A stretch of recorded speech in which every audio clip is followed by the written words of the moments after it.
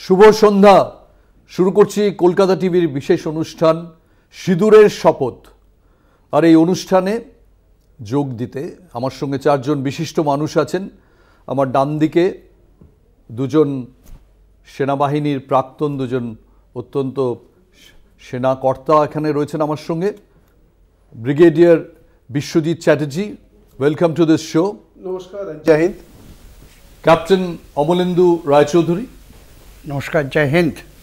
এবং দুজন বিশিষ্ট সাংবাদিক বিশ্লেষক, প্রথমত কলকাতা টিভির মুখ্য রাজনৈতিক বিশ্লেষক এবং বিশিষ্ট সাংবাদিক জয়ন্ত ঘোষাল,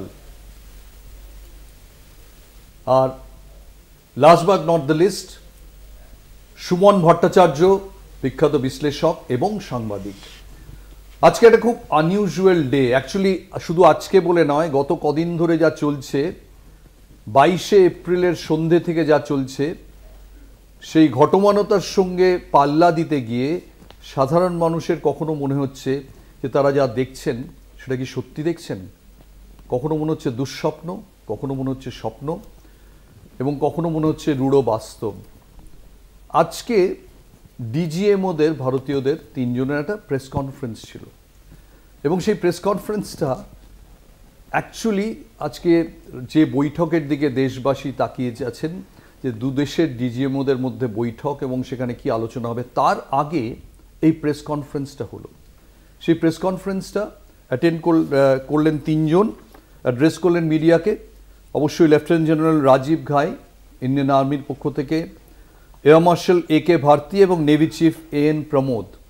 কিন্তু মোটের ওপরেই সাংবাদিক সম্মেলন থেকে যেটা উঠে এলো, তাতে মৈত্রীর কোনো বার্তা নেই, মিলনের সেরকম কোনো বার্তা নেই, বরঞ্চ আছে অত্যন্ত পজিটিভ এনার্জি, অ্যাগ্রেশন, এবং প্রায় বলে দেওয়া যে আমরা শান্তির জন্য বৈঠকে এক্ষুনি আগ্রহী নয়, আগে তোমরা সদিচ্ছা দেখাও, তারপরে শান্তি আসবে। আমরা একটু জাস্ট তার একটু ঝলক দেখব, তারপরে আমরা গেস্টদের কাছে যাব যে তাদের opinion on today's press conference. একটু আমরা যদি একটু প্রতিবেদনটা দেখি।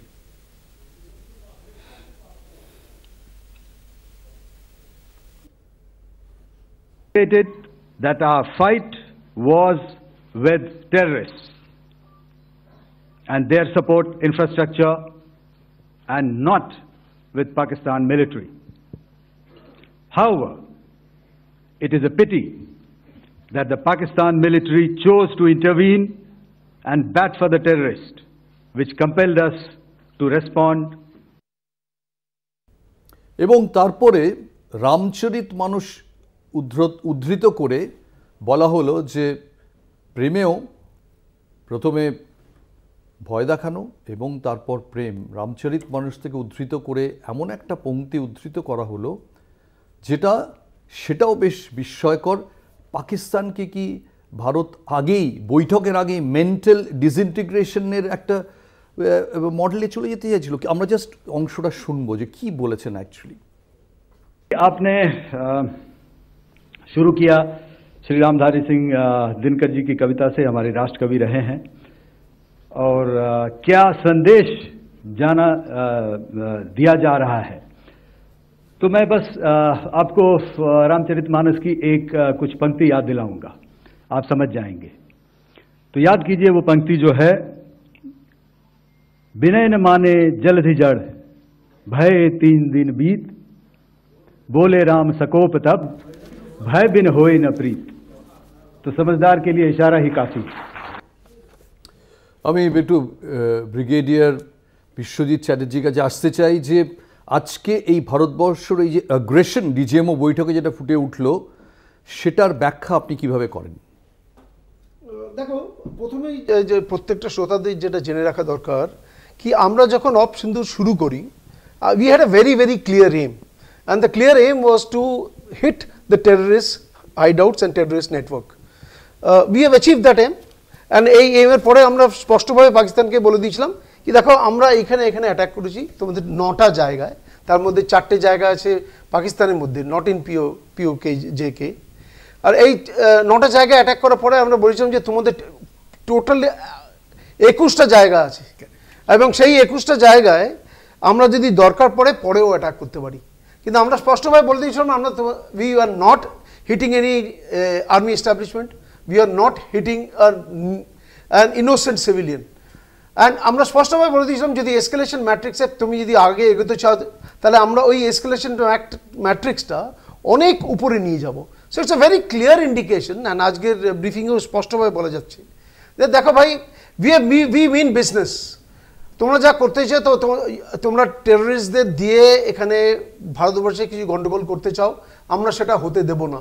এবং যদি হয়, এবং ভবিষ্যতে যদি হয়, আমরা তাহলে we will go for a full scale attack, and this is the new doctrine of the Indian arm forces.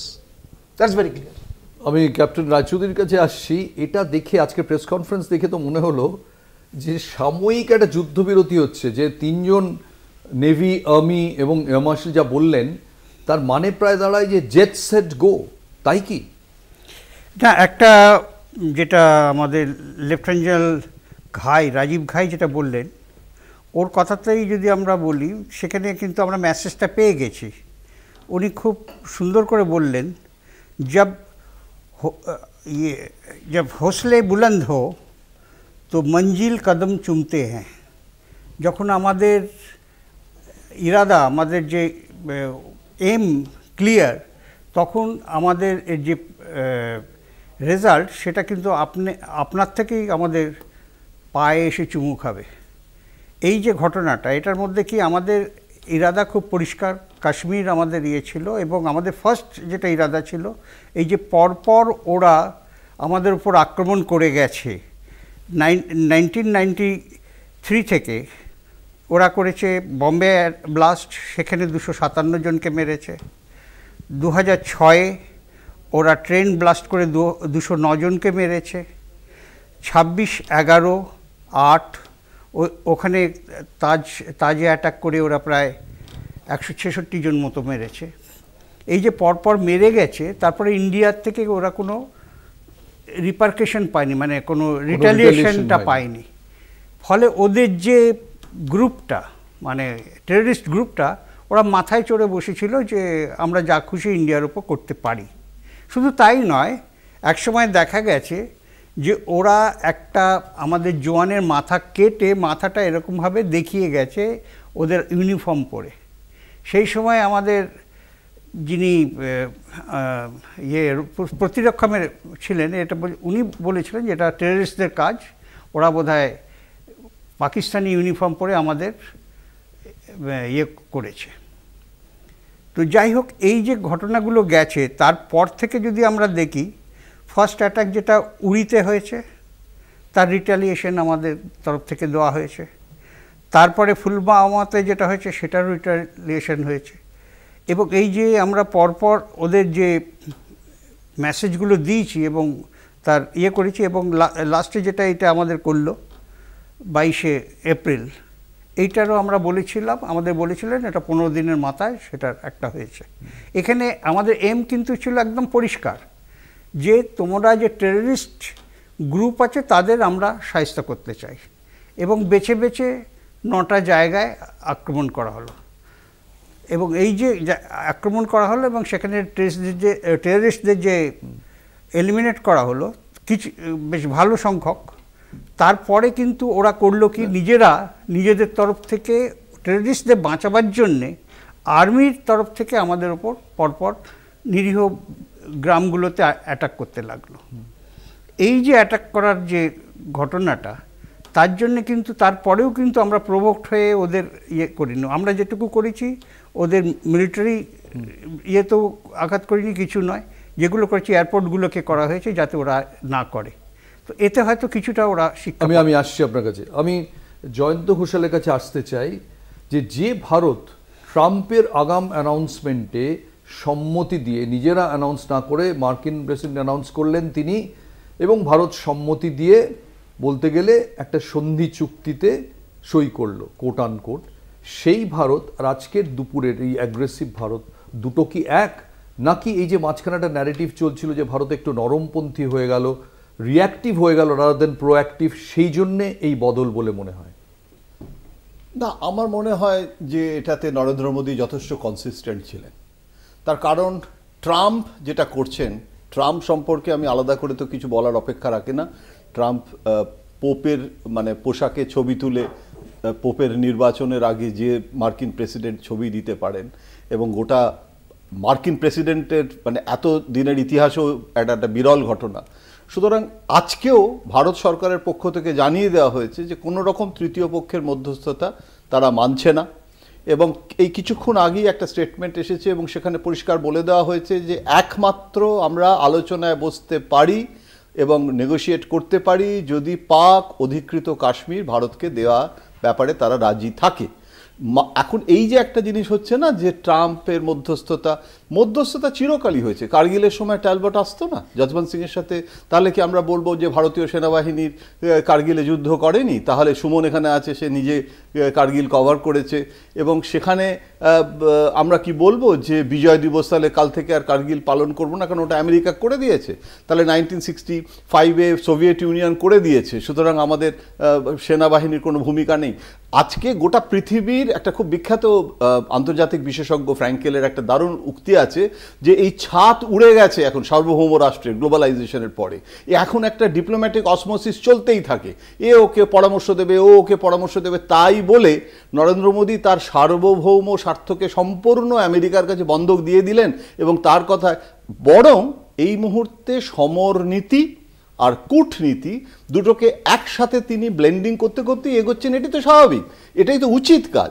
আমি যদি এখন যুদ্ধটা চাইছি না, আমি তো ভিকটিম, আমার উপরে কাশ্মীরে আক্রমণ হয়েছে, মানবাধিকার লঙ্ঘন না করে আমি এমনকি হট পার্সুটও যেটাকে বলে, সেনা বিশেষজ্ঞরা আরও ভালো বলতে পারবেন, আমি অন্য কোনো টেরিটরির মধ্যে না ঢুকে ডিক্লেয়ার্ড ওয়ার না করে সারফেস টু এয়ার নানান রকম, এখন তো আরও অত্যাধুনিক ড্রোন থেকে শুরু করে নানান রকমের প্রযুক্তি, সেখানে তাদেরকে আমরা শায়েস্তা করতে পারলাম, তার গরিমাটাকে আমি ট্রাম্পকে দেব আর আমার ভারতীয় সেনাবাহিনীকে আমি ছোট করে দেখাবো, এটা নিয়ে অন্তত কোনো ভারতের রাজনীতি হওয়া কাঙ্ক্ষিত নয়, হচ্ছেও না।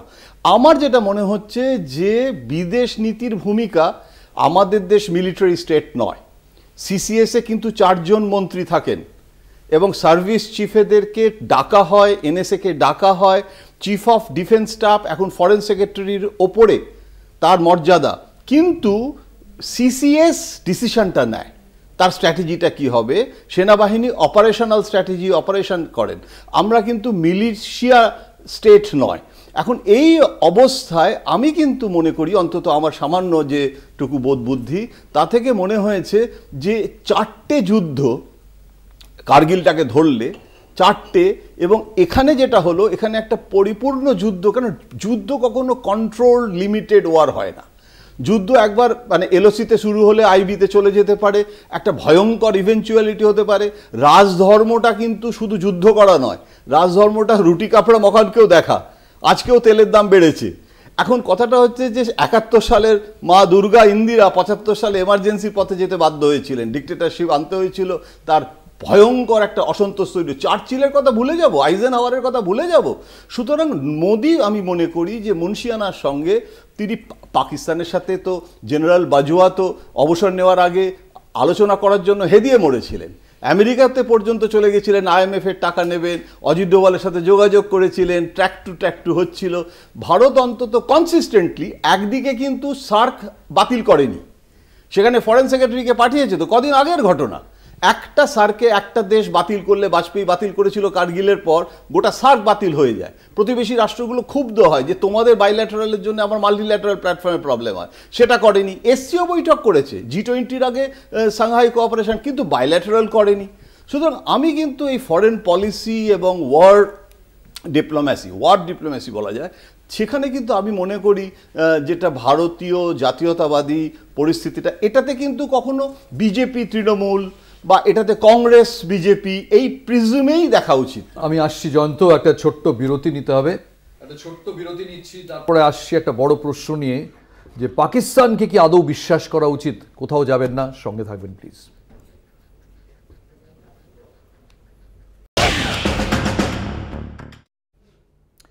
সিঁদুরের শপথ অনুষ্ঠানে ফিরে এলাম বিরতির পর। আমি নিশ্চিত আপনারা কেউ কোথাও যাননি, কারণ আমরা জানতে চেয়েছি, এই 2 প্রাক্তন সেনাকর্তার কাছে আমরা জানতে চাইব আবার যে পাকিস্তানকে কি আদৌ বিশ্বাস করা যায়। কিন্তু তার আগে একটা ছোট্ট প্রতিবেদন দেখব পাকিস্তানেরই ওপর।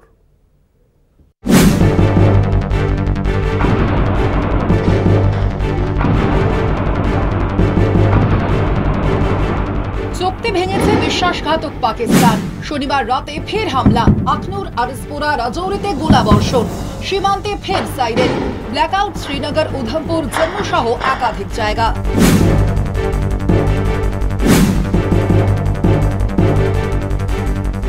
গুলির বদলে গোলা, আলটিমেটাম দিয়েছে ভারত।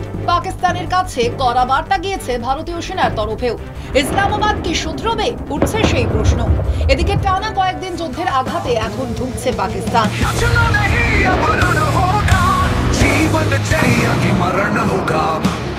বিপুল ক্ষতির মুখে পড়েছে ইসলামাবাদ। ভারতের অ্যাকশনে ঠিক কি কি ক্ষতি হয়েছে পাকিস্তানের, হিসেব দেওয়া হয়েছে ভারতীয় সেনার তরফে। সামরিক পরিকাঠামোয় ব্যাপক ক্ষতি। স্কারদু, জাকোদাবাদ, সরগোধা, ভোলিতে পাকিস্তানের এয়ারফিল্ডে প্রচুর ক্ষতি হয়েছে। পাকিস্তানের এয়ার ডিফেন্স সিস্টেম ও রাডার সিস্টেম গুড়িয়ে দেওয়া হয়। আকাশপথেও পাকিস্তানের ক্ষমতা অকেজো। লাইন অফ কন্ট্রোলে পাকিস্তানের কমান্ড ও নিয়ন্ত্রণ, সামরিক পরিকাঠামোর বিপুল ক্ষতি। পাস্টুরেল রাডার সাইট শিয়ালকোটে এয়ারবেসও টার্গেট করা হয় ভারতের তরফে। A few representative examples from the open source are now being shown to you on the screen. In fact, two of them. This is a strike on the Noor Khan Air Base. And you can see the effect. I'm sure most of you have seen the video. I have also picked it up from your sources only. And this is the aftermath of our strike at Raimiar Khan Air Base. You can see the massive crater that it has left on its runway. And you can see the pinpoint accuracy of our weapons. বিপুল ক্ষতি, শয়ে শয়ে জঙ্গি নিধনের পর কি এবার গতি ফিরবে পাকিস্তানের? তবে পাকিস্তানের রক্তে বিশ্বাসঘাতকতা, তাই ইসলামাবাদ আদৌ এত সহজে সোজা হবে কিনা সেই নিয়ে প্রশ্ন থেকেই যাচ্ছে। কলকাতা টিভি। দেখলেন আপনারা বিশ্বাসঘাতকদের কড়া জবাব ভারতের। আমি আসতে চাই ব্রিগেডিয়ার চ্যাটার্জির কাছে। আপনি কাশ্মীরে দীর্ঘদিন ছিলেন, যাকে এখন গোটা ভারতবর্ষ চেনে, যে বিক্রম মিস্ত্রি এবং ভূমিকা সিংয়ের সঙ্গে যিনি এখন টেলিভিশনের পর্দায় থাকেন, সেই সোফিয়া কুরেশি আপনার অধীনে কাজ করেছেন ফিরোজপুরে, আমি যতদূর জানি। এবং আপনার চোখে পাকিস্তান, কাশ্মীরে কাজ করেছেন, পাকিস্তানকে আপনি হাতের তালুর মতো চেনেন। পাকিস্তান আর্মিকে বা পাকিস্তানকে কি বিশ্বাস করা যায়? না, আমার মতে না। হয়তো পাকিস্তানের প্রাইম মিনিস্টারকে বিশ্বাস করা যায়, কিন্তু পাকিস্তান আর্মিকে বিশ্বাস করা যায় না। আর একটা স্পষ্টভাবে জানা উচিত যে in case of Pakistan, it is the Pakistan army which has got a country. In our case, India has an army. In case of Pakistan, it is Pakistan army which has got a country called Pakistan. আমার মতে ওদের বিশ্বাস করা যায় না। আমাদের আজকের যে ডিজি অপারেশনসের যে ব্রিফিং হয়েছিল ডিজিএমওর, ওটা স্পষ্টভাবে বলা হয়েছে যে আমরা পাকিস্তানের আগেনস্টে নই, কিন্তু আমরা ওদের টেররিস্টদের আগেনস্টে। কিন্তু এটা জানা দরকার যে Pakistan has got a very clear aim of trying to hit India by 1,000 cuts. এই কথাটা কিন্তু আমরা বারবার দেখতে পাচ্ছি, প্রত্যেকবার আমাদের সামনে ভেসে উঠছে এই কথাগুলো। Why? Because Pakistan uses terrorism as a mode of waging a war against India. আমরা যদি কালকে বলি ওদের ওকে যুদ্ধ বিরতি হয়েছে, আমাদের হাফিজ সঈদকে ফেরত দাও, আমাদের দাউদ ইব্রাহিমকে ফেরত দাও, ওরা কি দেবে? আমরা যদি বলি যে তোমাদের টেররিস্ট মেকানিজম যেটা আছে, তোমাদের টেররিস্ট নেটওয়ার্ক যেটা আছে, ওটা তোমরা ধ্বংস করে দাও, ওরা কি মানবে? In all probability they won't. আর ওরা যে কিভাবে করে যে মিউচুয়াল এগ্রিমেন্টে হয়তো কিছুদিন এই যুদ্ধ বিরামের পরে কিংবা কিছুটা আমেরিকার কিছুটা কথা শুনে ওরা কিছুদিনের হয়তো বিরাম দিল। We have consistently seen that জেএনকেতে অ্যান্ড স্পেসিফিকলি কাশ্মীরে ওরা প্রত্যেকবার 4-5 বছর অন্তর অন্তর একটা করে মেজর অ্যাকশন করে। প্রত্যেকবার আমাদের এই দেখেছি যে unless we react and react violently, ওরা কিন্তু ওটা থামাবে না। আমাদের ক্ষেত্রে যেটা আমি একটু আগেই বলছিলাম, we have a very clear doctrine now, and the doctrine is if you use your terrorism mechanism we will declare it as a full scale war. এইটাই আমাদের পাকিস্তানকে বিশ্বাস করি বা না করি, আমাদের একটা জিনিস স্পষ্ট, আর Indian interest are foremost and it is beyond anything else.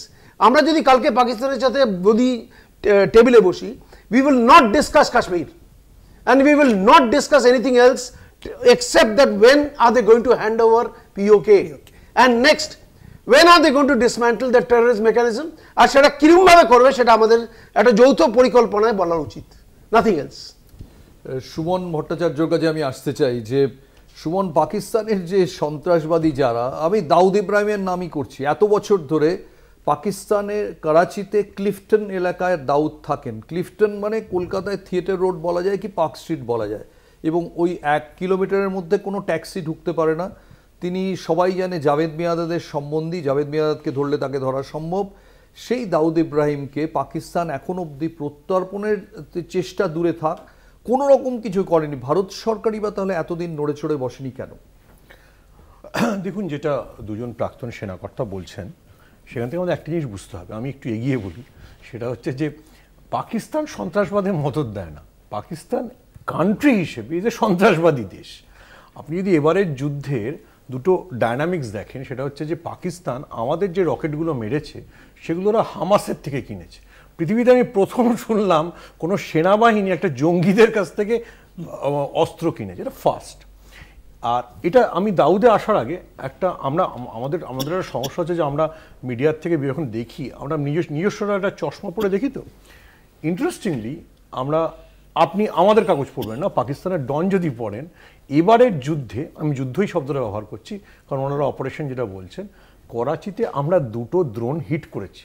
ISPR, Pakistan ISPR বলছে 2টো ড্রোন হিট করা হয়েছে। সেই 2টো ড্রোন হিট করার পরই দাউদকে সরিয়ে নিয়ে যাওয়া হয়, কারণ যে লোকালয়তে ওটা পড়েছে 2জন মারা গেছিল। আইএসপিআর বলেছে, আই এম নট কোটিং, তাহলেই চিৎকার চেঁচামেচি শুরু হয়ে যায়, ভারতীয় মিডিয়া বাড়াবাড়ি করছে। আইএসপিআর বলেছে, আইএসপিআরকে কোট করে ডন একদম ডিটেলস কোথায় কোথায় হয়েছে সেটা বলেছে, তাতে করাচিতে 2টো পড়ার পরে সরিয়ে নিয়ে যাওয়া হয়। আর আমি আগের পোর্শনের 3টে পয়েন্ট ছোটো ছোটো অ্যাড করতে চাই। আপনি বলছিলেন যে আজকের প্রেস কনফারেন্সের নোশন কি। প্রথম হচ্ছে ওনারা ভালো বলবেন, কেউ নর্মাল পোশাকে আসেনি, সবাই কমব্যাট এতেই এসেন, মানে হচ্ছে আমরা যুদ্ধটা ছাড়িনি, অস্ত্র নামিয়ে রেখেছি, আমরা অস্ত্র নামিয়ে রেখেছি, কিন্তু জানি তুমি কি। সেকেন্ডটা হচ্ছে তার মানে চুক্তির ভিত্তিতেই কমপ্লিট অবিশ্বাস না। তার সাথে আরো দুটো জিনিস আছে। আপনি যেহেতু এয়ার কমোডরের রামচরিত মানসটা কোট করলেন, ওনার আরো 2টো কোট আছে, হচ্ছে কিরানা হিলস, এরকম কিছু আছে নাকি। দ্বিতীয়টা হচ্ছে, আমরা নূরে খানে মেরেছি, কি বললো, যেটা নিয়ে নিউ ইয়র্ক টাইমস সকাল থেকে বলছে যে কিরানা হিলসে হিট করার পর, কারণ কিরানা হিলস হচ্ছে ওদের পুরো নিউক্লিয়ার কমান্ড অথরিটি, এবং তারপরেই নাকি আমেরিকা নড়ে চড়ে বসে নিউক্লিয়ার ফিল্ড। সেটাকে আমরা বলছি এরকম কিছু আছে নাকি। Look at the confidence level. এই যে কনফিডেন্স লেভেল, আমার মনে হয় এইটা নিয়ে চর্চা করা উচিত। মানে যেটা জয়ন্তদা বলছিলেন, আপনার নরেন্দ্র মোদী নিয়ে আপত্তি থাকতে পারে, আপনার পলিটিক্যাল সিস্টেম নিয়ে আমাদের ভুলে যান। আমি কিন্তু বলবো 1971-এর পর ইন্ডিয়ান আর্মির এই কনফিডেন্স আমি কোনোদিন দেখিনি। উই আর হিটিং, যেটা আমরা বলছি না যে আমরা হিট করেছি, we are hitting their core heartland. Islamabad থেকে 10 কিলোমিটার দূরে হচ্ছে নূরে খান। আপনি জিজ্ঞেস করছেন যে কি আমরা করেছি হচ্ছে এইটা, ওনার ওখানে যে লেপেলটা লাগানো আছে, আমি লেপেলটাকে গুলি করে উড়িয়ে দিলাম। তার মানে হচ্ছে আমি তোমার হৃৎপিণ্ড গুলি করতে পারি, শুধু লেপেলটা মেরে আজকে বোঝালাম যে আমি তোমার কোথায় কোথায় নিশানা করে রেখেছি। That is Indian army. It's a great operation. মানে আমি জানি না, লোকে বিভিন্ন ধরনের কথা বলছে, বিশেষ করে কলকাতায় থাকলে এইসব কথা বেশি শুনতে হয়, জয়ন্তদাকে শুনতে হয় না, জয়ন্ত দিল্লিতে থাকেন, যে এই যে অতিবাম কলকাতা থাকেন বেশি, এই যে অতিবাম কনসেপ্টে যে না আমরা যুদ্ধটা সেটিং হয়েছে ইত্যাদি ফিদি, যুদ্ধটায় কোনো সেটিং ছিল না। আমি নরেন্দ্র মোদীর বাকি 7টা জিনিস নিয়ে আলোচনা করুন, ওনারা হিসাবে বিশ্বাস করেন না। আমি টার্গেট লক করেছি, উড়িয়ে দিয়েছি। না, আমি এবার একটু ক্যাপ্টেন রায়চৌধুরীর কাছে যাচ্ছি। সুমন খুব ভালো বললো। এবার আমার প্রশ্ন হচ্ছে যে আমি ডিজিএমও বৈঠকে বসতে যাচ্ছি ওদেশের সঙ্গে এই আবহে, তার আগে আমি প্রেস কনফারেন্সে আমি তো দেখতেই পাচ্ছি ইন্টারনেটে যে কি কনফিডেন্সের সঙ্গে 3জন কথা বলছেন। Virat Kohli retirement, lily Thomson, যেন মনে হচ্ছে একটা পিকনিকে যাচ্ছে। এই কনফিডেন্সটাই তো আমাকে আননার্ভড করিয়ে দেওয়ার পক্ষে যথেষ্ট। আমি যদি পাকিস্তানের পক্ষে ওই বৈঠকে প্রতিনিধিত্ব করি, এটা কি এই যে মানে অ্যাগ্রেশন, এটা কি অ্যাবসলিউটলি ওয়েল ক্যালকুলেটেড বলে মনে হয়? ভীষণ মানে হাই লেভেল ক্যালকুলেশন আপনি বলতে পারেন। কারণ হচ্ছে যে আমাদের মধ্যে কনফিডেন্স কখন আসে, যখন মানুষ জানে যে আমি কি করতে পারি বা আমি কি করেছি, তার মানে নিজের কাজের ক্ষমতার উপর ডিপেন্ড করে তার মধ্যে কনফিডেন্স আসবে। এবং সেই জিনিসটা কি করেছেন না করেছেন আমাদের প্রতিরক্ষা বাহিনী, সেটা সম্পূর্ণ এক্সপোজ করেছেন, সম্পূর্ণ দেখিয়েছেন। তারা দেখানোর পর এরপর ওরা কি করতে পারে সেটাও ওনারা ক্যালকুলেশন করে রেখেছেন নিজেরা মানসিকভাবে। ওরা জানে যে এরপর কী হতে পারে বা কী করতে পারে, এবং তার জন্য কোর্স অফ অ্যাকশন কী হবে সেটাকেও করে রাখা হয়েছে।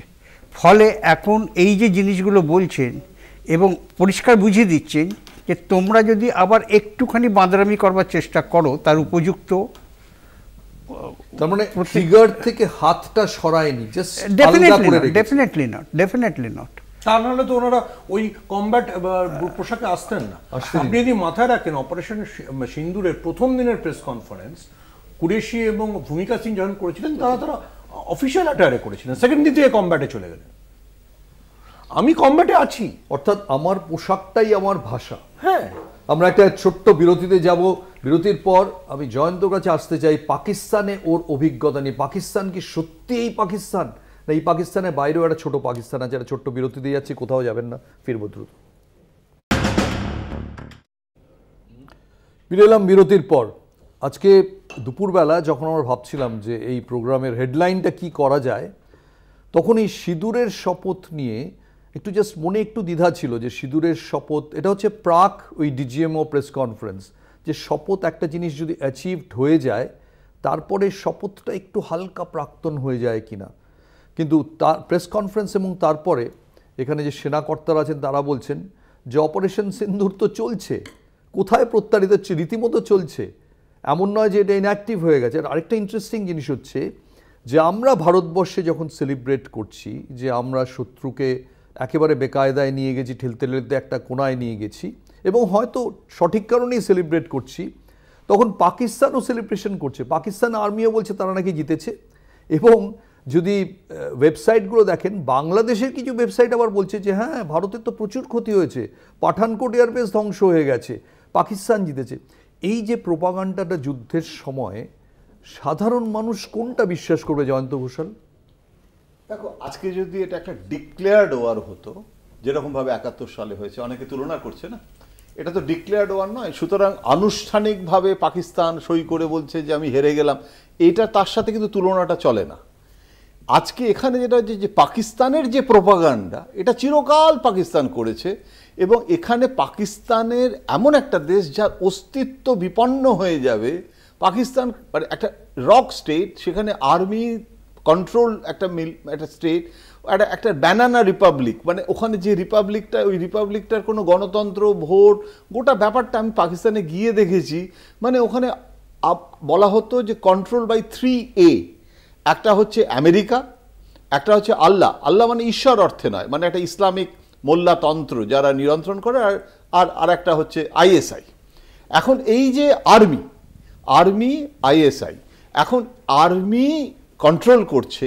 নওয়াজ শরীফ লন্ডনে ছিলেন এই যুদ্ধের সময়ও, তিনি চলে এলেন ইসলামাবাদে, ফিরে এসে ভাইকে বললেন, নওয়াজ শরীফ ওখান থেকে একটা বার্তা দিলেন মোদিকে যে আপনি ডিপ্লোমেসিতে আসুন, পাকিস্তানের পক্ষে অসুবিধা হবে, কারণ দেশটার অর্থনীতির 12টা বেজে গেছে। কদিন আগে ওরা বাজেট করতে পারছিল না, ওদের কাছে টাকা নেই। তালিবান সরকার বলেছে আমরা পাকিস্তানের সাথে নয়, ভারতের সাথেই বন্ধুত্ব করতে চাই, কেননা ভারত টাকা দিতে পারে আমাকে। তালিবান বিদেশমন্ত্রী বৈঠক করে জয়শঙ্করের সাথে, এখন সে বলছে আমি জঙ্গি তালিবান নয়, আমি সংসদীয় তালিবান।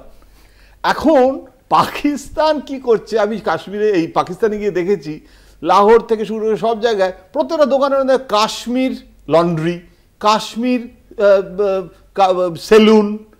তার কারণটা হচ্ছে কি, কাশ্মীরটাকে এই যে পারভেজ মোশাররফ আগ্রা সামিটে এসে বলে গেল কোর ইস্যু, আগে তো আমরা কাশ্মীরে কখনো কোর ইস্যু না করে একটা কম্প্রিহেন্সিভ ডায়ালগে থাকতাম, ওটাকে পারভেজ মোশাররফ কাশ্মীরটাকে জোর করলো।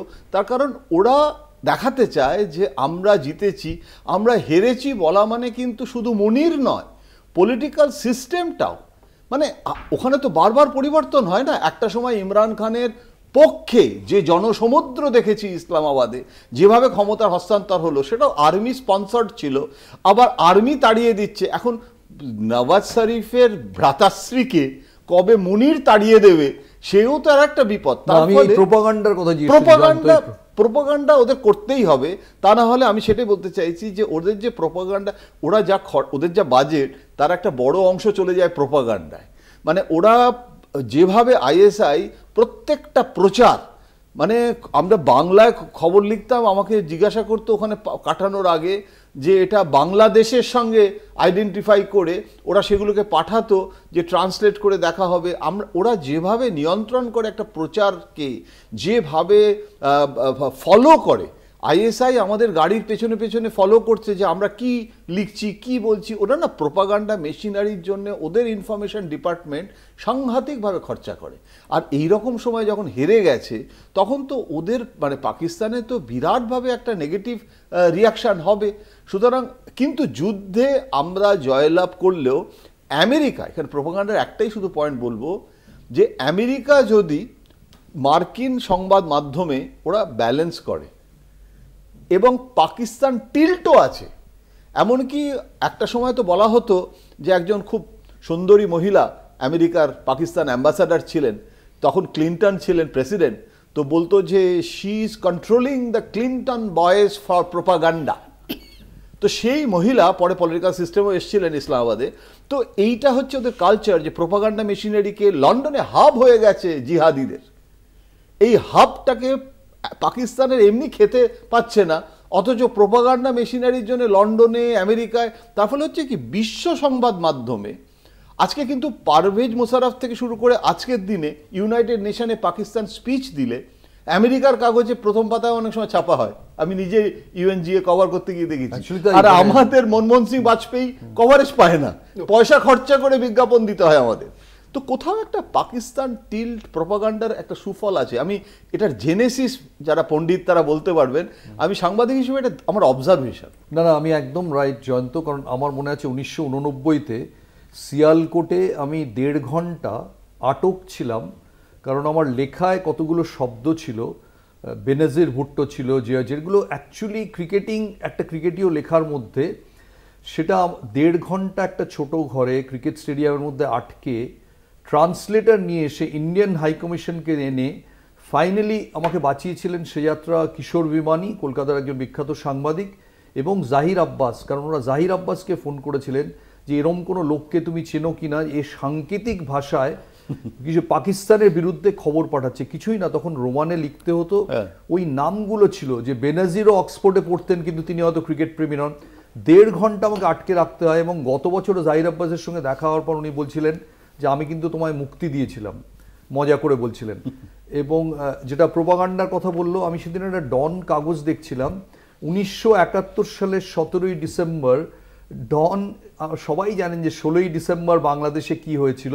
17ই ডিসেম্বরের ডন বলছে পাকিস্তান যুদ্ধে খুব ভালো করেছে। কি বলবেন, আপনি তো বাংলাদেশ 1971 যুদ্ধে ছিলেন ক্যাপ্টেন রায়চৌধুরী, পাকিস্তানের এই মনোভাব আপনি বোধহয়, আমি যতদূর শুনেছি খান সেনাদের যাদের ধরা হয়েছিল তাদের রাঁচির কাছে কোনো একটা ব্যারাকে রাখা হয়েছিল, যেখানে আপনি বোধহয় ক্যাম্প, আপনি সেখানে ছিলেন বোধহয় দায়িত্বে, তাই তো?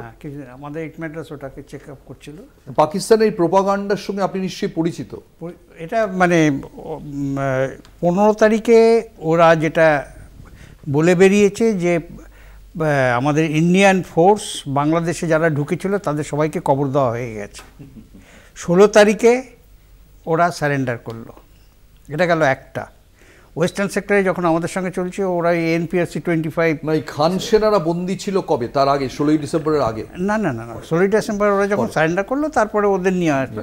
খালি রাঁচির নামকুমে নয়, নামকুমে ছিল, জবলপুরে ছিল, ভারতবর্ষের বিভিন্ন জায়গা, পানাগড়েও কিছু ছিল, এরকম বিভিন্ন জায়গায় ওদের গ্রুপ গ্রুপ করে রাখা হয়েছিল আর কি।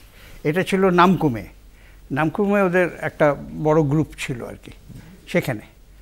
এবং সেখানে থাকাকালীন ওরা নানান রকম সুযোগ সুবিধা, মানে ওদের যে রাখা হয়েছিল আমাদের, সেইটাই হচ্ছে বড় কথা, যে 1 বছর ওরা কিন্তু পুরো জামাই আদরে ছিল। ওদের রীতিমতো সিনেমা দেখানো, খাওয়া দাওয়া বা এর নানান যত রকম সম্ভব করা, চিঠি পাঠানো। খেদে সিনেমা দেখে দেশে গিয়ে আবার টেররিস্ট হয়ে গেল? সবাই না, এটা তাদের মধ্যে কিছু তো আর্মির লোক ছিল যাদের এথিক্স মেনটেন করে গেছে, যাবার সময় অনেকে কাঁদতে কাঁদতেও গেছে। এও ঘটনা, যখন ওদের লাস্ট পাঠানো হচ্ছে তখন বললো যে আমরা ভাই ভাই আলাদা হয়ে গিয়ে এই সর্বনাশটা হচ্ছে ইত্যাদি। যাই হোক, সেটা সেন্টিমেন্টের ব্যাপার। এটাও 2-4 জন মানে ব্যক্ত করেছেন। অফ সিন্ধুর কিন্তু একটা জিনিস স্পষ্টভাবে ভেসে উঠছে, সেটা হচ্ছে the media plays a major role in an operation wherever you go or wherever it is conducted over the world. In our case, আমরা যখন অপারেশন সিন্দুরের ব্যাখ্যা করছি বা when you are trying to do what is lessons learned, আমাদের কিন্তু এটা জানা দরকার what exactly are we supposed to do in future যাতে করে foreign media is actually tackled properly. কারণ ফরেন মিডিয়াকে তুমি যদি ইনপুটস দাও আর তারা যদি ওটা if they disregard that input, then there is a particular method of actually complaining. Classical example, আমাদের কাছে BBC আছে, আমাদের কাছে আল জাজিরা আছে. Now these are the two major channels CNN আছে which is actually seen by the world over, and they are quite reputed. They are reputed in the sense that yes, their reporting has some meaning and there is certain amount of reliability. এই ক্ষেত্রে কিন্তু দেখা যাচ্ছে যে when are they covering of Sindoor, they are not covering it with the exact method or exact factual accounts. So there is tremendous amount of Attorney General in today's world, there is tremendous amount of misinformation. এবং this misinformation is actually from both sides. আমি শুধু পাকিস্তানকে বলবো না, even from the Indian side is there. Classical example, আমাদের নিজস্ব TV চ্যানেলে অনেক সময় দেখানো হয়েছে that we have actually attacked Karachi port, but we have actually not. So there has to be some sort of meaning in this madness. Yes, আমরা এটা নিয়ে আলোচনা করব। খুব ইন্টারেস্টিং একটা বিষয় যে মিসইনফরমেশন, ফেক ভিডিওস, কিভাবে ড্রোনের মতো গতিতে ফেক ভিডিওস ঘুরে বেরিয়েছে এই দুদেশের এই যুদ্ধের মধ্যে। যাচ্ছে একটা ছোট্ট বিরতিতে, কোথাও যাবেন না, আলোচনা কিন্তু জমে উঠেছে, বুঝতেই পারছেন। আবার ফিরব। এলাম বিরতির পর। আপনারা সবাই দেখছিলেন প্রেস কনফারেন্স গত কয়েকদিনে, যেটা এত সুন্দরভাবে ভারতের পক্ষ থেকে করা হচ্ছিল, যেখানে বিদেশ সচিব বিক্রম মিস্ত্রি এবং তিনি কর্নেল কুরেশি এবং উইং কমান্ডার ভূমিকা সিংকে নিয়ে যেন মনে হচ্ছিল একটা ওয়েল কোরিওগ্রাফড শো, কিন্তু এত সুন্দরভাবে ভারতের দিক থেকে কি ঘটছে, কিভাবে ঘটছে, সমস্ত কিছু তুলে ধরা হচ্ছিল। বাট আনফর্চুনেটলি কিছুদিন পর আমরা কয়েক ঘন্টার মধ্যেই বা কয়েক দিনের মধ্যেই দেখলাম যে বিদেশ সচিব বিক্রম মিস্ত্রি, তাকে অসম্ভব ট্রোল করা হচ্ছে। প্রশ্ন হচ্ছে ট্রোলাররা কারা? এরা কি ভারতের লোক? পাকিস্তান করাচ্ছে? কারা করাচ্ছে? কিন্তু আমরা তার আগে একটা প্রতিবেদন দেখব।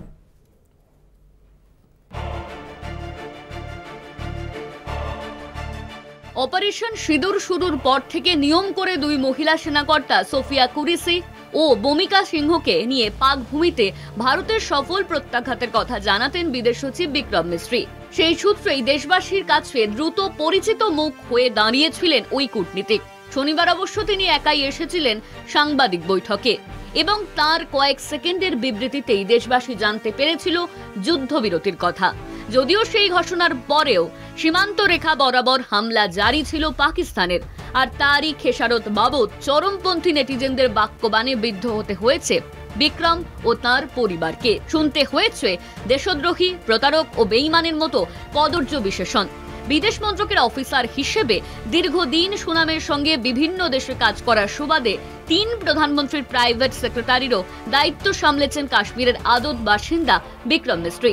2024-এ দায়িত্ব পান বিদেশ সচিবের এবং প্রতিদিন অপারেশন সিঁদুরের সাংবাদিক বৈঠকে আসতেন সেই সূত্রেই। কিন্তু এক ঝটকায় চরমপন্থীদের নিন্দামন্দ সমাজ মাধ্যমের দেওয়ালে এমনই জোরালোভাবে আছড়ে পড়ে যে নিজের এক্স অ্যাকাউন্ট লক করে দিতে বাধ্য হন মিস্ত্রি। মিস্ত্রির পক্ষে দাঁড়িয়েছেন মিম সুপ্রিমো আসাদুদ্দিন ওয়াসি, সমাজবাদী পার্টির প্রধান অখিলেশ যাদব ও কংগ্রেস সাংসদ শশী থারুর মতো রাজনীতির লোকেরা। নেটিজেনদের চরম অসহিংসতায় নিজের এক্স হ্যান্ডেলে কড়া প্রতিক্রিয়া প্রাক্তন বিদেশ সচিব নিরুপমা মেনন রাওয়ের। মিস্ত্রিও তাঁর মেয়ের পাশে দাঁড়িয়ে অনলাইন দোষারোপকে গুরুতর দায়িত্বজ্ঞানহীন কাজ আখ্যা দিয়েছে জাতীয় মহিলা কমিশন। কলকাতা টিভি। সবাই জানেন, মোটামুটি সবাই জানেন যে এমনকি ক্লাস 4-5-এ যারা পড়াশোনা করে তারাও জানে যে আমলারা কোনো সিদ্ধান্ত নেন না, আমলারা সিদ্ধান্ত পালন করেন মাত্র। বিক্রম মিস্ত্রি কী করে যুদ্ধবিরতির সিদ্ধান্ত নিতে পারেন এটা কেউ বোঝে না, বিশ্বাস হয় না। কিন্তু তার মানে এই যে প্রচারটা, এটা অবভিয়াসলি একটা খুব ম্যালিশিয়াস ক্যালকুলেটেড প্রচার। কারা করছে এটা? সুমন ভট্টাচার্য। দেখুন, আমি বলবো যে এই যে আমাদের দেশে পলিটিক্যাল সিস্টেমে যে ট্রোল বাহিনী তৈরি করা হয়েছে, অবশ্যই বিজেপির তাতে ভূমিকা আছে, সেটা জিনিটা বেরিয়ে পড়েছে। দুটো ইনসিডেন্ট ঘটেছে, দুটো ইনসিডেন্টই রাষ্ট্রের জন্য অত্যন্ত অস্বস্তিকর। একটা হচ্ছে বিক্রম মিস্ত্রি, দ্বিতীয়ত হচ্ছে যে এই ট্রোল বাহিনী এবং একটি নির্দিষ্ট চ্যানেলের একজন ডিফেন্স এক্সপার্ট ইরানিয়ান ফরেন মিনিস্টারকে এত গালাগালি করেন যে তেহরানে আমাদের এম্বাসির থেকে অফিসিয়ালি ইরানের কাছে ক্ষমা চাইতে হয়েছে যে আমরা এটার সঙ্গে যুক্ত নই। দুটো ক্ষেত্রেই পুরোপুরি ভুল ইনফরমেশনের উপর, যেটা আপনাদের প্রতিবেদন। কিন্তু এইটা কি তার মানে শুধুই ভারত থেকে উৎসারিত, এখানে পাকিস্তানের কোনো ভূমিকা নেই বা অন্য দেশের ভূমিকা নেই? না, যদি আপনি ট্রোলটা দেখেন সেটা যেটা ল্যাঙ্গুয়েজ, যে তুমি গদ্দার, তুমি দেশকে বিক্রি করে দিলে, এইটা ধরে নেওয়া ভালো, বা তাদের যে আইডেন্টিটি সেটাতে দেখা যাবে এরা সবাই ওই গেরুয়া শিবিরের অতি দক্ষিণপন্থী রাজনীতিতে বিশ্বাস করেন। ইন্টারেস্টিং হচ্ছে, যেটা প্রতিবেদনেও আছে, যে বিক্রম মিস্ত্রি নরেন্দ্র মোদীর প্রাইভেট সেক্রেটারি ছিলেন। বিক্রম মিস্ত্রি নিজে একজন কাশ্মীরি পণ্ডিত। এটা সত্যি কথা যে ওনার মেয়ে ইউনাইটেড নেশনসে কাজ করার সময় রোহিঙ্গাদের বিভিন্ন ক্যাম্পের জন্য কাজ করেছেন। তার মানে তো উনি রোহিঙ্গাদের সাপোর্টার হয়ে যেতে পারেন না। যদি বিক্রম মিস্ত্রিকে আপনি ট্রোল করেন, বা বিক্রম মিস্ত্রি তো নিছক একজন মুখপাত্র না, তিনি এক্সিকিউটর, যেটা আপনি বললেন। সেটাই তো সচিন পাইলট বা অখিলেশ যাদব মনে করিয়ে দিয়েছেন, যে একজন আমলা শুধুমাত্র পলিটিক্যাল ডিসিশনটাকে অ্যানাউন্স করেন, তিনি এরা ডিসিশন নেননি যে সিজফায়ার হবে। এই যে এটা কি পাকিস্তানের একটা পাকিস্তানের আমরা দেখেছি যে সোশ্যাল মিডিয়া ব্যবহার করার ক্ষেত্রে কিন্তু এই সময়ে যুদ্ধে পাকিস্তান কিন্তু ভারতের চেয়ে এগিয়ে। ভুল ফেক নিউজ, নানান ধরনের নিউজ, বিদেশি মিডিয়া প্রভাবিত করা, এটা কি হতে পারে যে পাকিস্তানের কোনো অংশ থেকে হচ্ছে? না, আমার মনে হয় না। এটা ওইটা আলাদা পার্ট, যেটা আগের বার ব্রিগেডিয়ার চ্যাটার্জিও বলছিলেন। দেখুন, ওইখানে আমাদের একটা সমস্যা আছে, মিডিয়া বা প্রোপাগান্ডার ক্ষেত্রে। সরি আমি এটা বলবার জন্য, সেটা হচ্ছে যে আমাদের সমস্যা হচ্ছে বিবিসি, সিএনএন, জয়ন্তদা ভালো জানে, জয়ন্তদা হয়তো এতক্ষণ বলেনি, বিবিসি, সিএনএন, আল জাজিরায় যারা কন্ট্রোলিং পজিশনে বসে আছে তারা অনেকেই আইদার বাংলাদেশি অথবা পাকিস্তানি, যেটার দাম শেখ হাসিনাকে অনেক চড়া দিতে হয়েছে। যাদের তিনি আইডেন্টিফাই করে তাড়াননি, তারা এখন ইউনুসের প্রেস সচিব হয়েছে। এরা সবাই কোনো না কোনো বিদেশি সংবাদ সংস্থার সাথে যুক্ত, and sorry for my language, they all are Jamaat funded. ফলে আপনি যখন বিবিসির একজন প্রতিবেদক একটা খুব নির্দোষ স্টোরি, যেটা নিয়ে উনি সেনাপ্রধান হিসেবে সেনাকর্তা হিসেবে বিস্মিত হচ্ছেন, জেনে রাখুন ও কিন্তু ইন্টেনশনালি বিবিসির ওই স্টোরিটা ফাইল করছে, কারণ ওকে জামাত যে ইনফরমেশনটা দিয়েছে ও সেটাই ক্যারি করবে।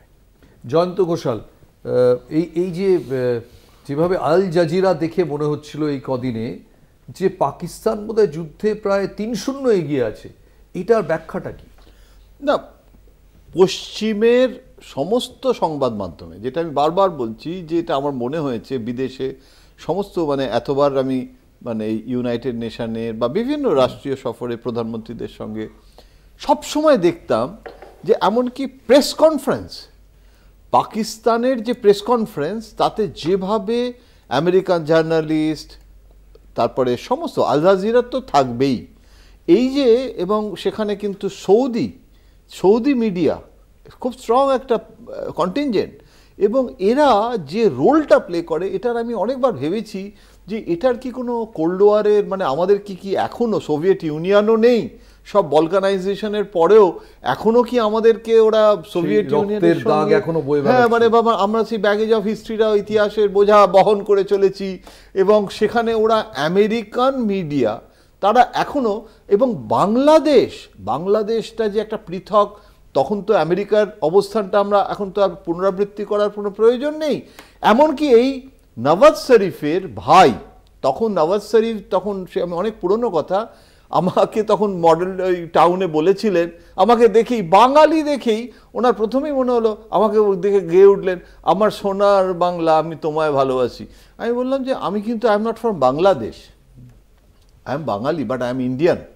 তো এই যে নানান রকমের কনসেপশন না, এইখানে আমি একদম বদ্ধমূল ধারণা যে আমেরিকান একটা লবি, তারা পাকিস্তানের অর্থনীতির যাই হোক না কেন, পাকিস্তানের একটা বাজেট আছে, এবং এই বাজেটটাতে অনেক ফান্ডিং আছে, যে ফান্ডিংগুলো পাকিস্তানের বাইরের দেশ থেকেও আসছে, এবং যেটা সুমন বলল যে জামাতদের যে ফান্ডিং, সেই জামাতদের ফান্ডিংয়ের যে কোথা থেকে আসে, মানে অনেকে তো বলে গোয়েন্দা তদন্ত করলে জানা যাবে, এর মধ্যে আর্মস থেকে শুরু করে ড্রাগ ট্রাফিকিং থেকে শুরু করে এর একটা বিরাট অংশের টাকা, দাউদের টাকা পর্যন্ত। সাধে আমেরিকা দাউদকে টেররিস্ট ঘোষণা করে দিল, মানে দাউদ তো আগে ক্রিমিনাল ছিল, আমেরিকারাই দাউদকে টেররিস্ট ঘোষণা করেছে, অথচ দাউদকে ডিপোর্টেশনের ব্যাপারে আমেরিকার কোনো রকম কোথাও কখনো তো শুনি না। তো আমি সেই কারণে আমেরিকান রোলটা, এটা আমার কাছে একটা রহস্যে ঘেরা। এটা হতেই পারে যে ভারত, রহস্য বলছি না আমার মনে হয় এটা হতেই পারে যে সুপার পাওয়ার হিসেবে ভারতের এই উত্থানটা কোথাও একটা আমেরিকা পছন্দ করে না। জয়ন্তদা যেটা মানে রহস্য বলছে, রহস্য না। দেখুন, ডোনাল্ড ট্রাম্পের অনেক খারাপ থাকতে পারে, ডোনাল্ড ট্রাম্প ইউএস এডের রিপোর্টটা সামনে ফেলে দিয়েছে যে কোন কোন এনজিও টাকা পায়, সেই এনজিও স্কলারশিপে কোন বিদেশি সাংবাদিক কোথায় ঘুরতে গেছে এক্সপোজ করি, সেই এনজিও থেকে কোন জামাতকে ফান্ড করা হয়েছে, কত সব কিছু আছে। সো উই নাও নো যে, আমি সরি ফর বলা যে কোন বিদেশি সংবাদ সংস্থার কোন প্রতিনিধি অ্যাকচুয়ালি কোন ফান্ড পাচ্ছে। অল আমেরিকান ফান্ড, আপনি যদি ডিটেল লিস্টটা দেখেন, সেই ডিটেল আমেরিকান ফান্ডের একদিকে যেমন জামাত আছে, তেমনি উগ্র হিন্দুত্ববাদী সংগঠনও আছে। কারণ এবারে তিনটে নিরপেক্ষ, তথাকথিত নিরপেক্ষ চ্যানেলে বিবিসি, তারা দুপক্ষের ক্লেম তুলে দিচ্ছে, যেরকম টেলিভিশনে দুপক্ষের বাইট দেওয়া হয়। সিএনএন সতর্ক, আল জাজিরা কমপ্লিটলি ভাবে পাকিস্তানের দিকে। অদ্ভুত একটা, যে যখন অ্যাকচুয়ালি ভারতের কাছে পাকিস্তান প্রায় নতজানু প্র্যাকটিক্যালি এয়ার স্ট্রাইকে, সেই সময় ইন্টারন্যাশনাল মিডিয়ায় এগুলো তুলে উঠে আসছিল, আর বাংলাদেশের মিডিয়াতে তো হচ্ছিলই। আমি ক্যাপ্টেন রায়চৌধুরীর কাছে আসতে চাই, আপনি বাংলাদেশ খুব ভালো করে জানেন।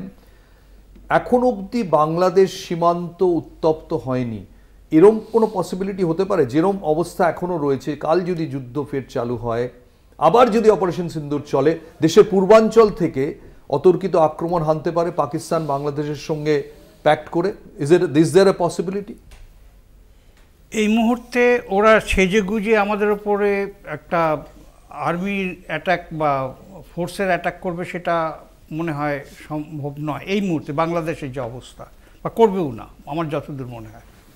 তবে ওদের বাংলাদেশ সামরিকভাবে কতটা তৈরি? পাকিস্তানের স্ট্রেংথটা আমরা দেখতে পেলাম, বাংলাদেশ সামরিকভাবে কতটা তৈরি বলে আপনার ধারণা? না, ওরা ডিসিপ্লিন আর্মি আছে একটা ঠিক কথা, কিন্তু ওদের মধ্যেও অনেক রকম ভাগাভাগি আছে। ভাগাভাগি মানে কীরকম আমি বলবো, ওদের মধ্যে একটা আছে যারা আপনার একটা উগ্রবাদীদের ফেভার করে, আর একটা যারা এমনি নর্মাল আর্মি আর কি, মানে যারা উগ্রবাদীদের দিকে বেশি ইয়ে করে না। একদল ফান্ডামেন্টালিস্ট, একদল নয়, রাইট, নন ফান্ডামেন্টালিস্ট। এই যে দুটোর মধ্যে আছে, তবে এখন সেটাকে যারা নন ফান্ডামেন্টাল যারা, তারা কিন্তু এখন কন্ট্রোলে রেখেছে এবং তারা একটা ডিসিপ্লিন জায়গায় আছে, কিন্তু তাদের কাজ করতে দেওয়া হচ্ছে না ঠিকমতো, যেহেতু ওখানে যে উগ্রপন্থী যেগুলো আছে, মানে এখন যে প্রেজেন্ট যে সরকার যেটা রয়েছে, সরকার তো না, প্রেজেন্ট যারা দেখাশোনা করছে আর কি দেশটাকে, তারা যারা রয়েছে, তারা কিন্তু ভীষণভাবে ওদের সাপ্রেস করে রেখেছে আর্মিকে। এদের মধ্যে একটা ঠান্ডা লড়াই কিন্তু অলরেডি রয়েছে, একটা দেশটার নিজেদের মধ্যে একটা গৃহযুদ্ধের দিকে যেতে পারে এইরকম একটা অবস্থায় রয়েছে। আর একটা যেটা রয়েছে যে ওখানে কিন্তু বেশ কিছু সন্ত্রাসবাদী অলরেডি ঢুকিয়ে দেওয়া হয়েছে।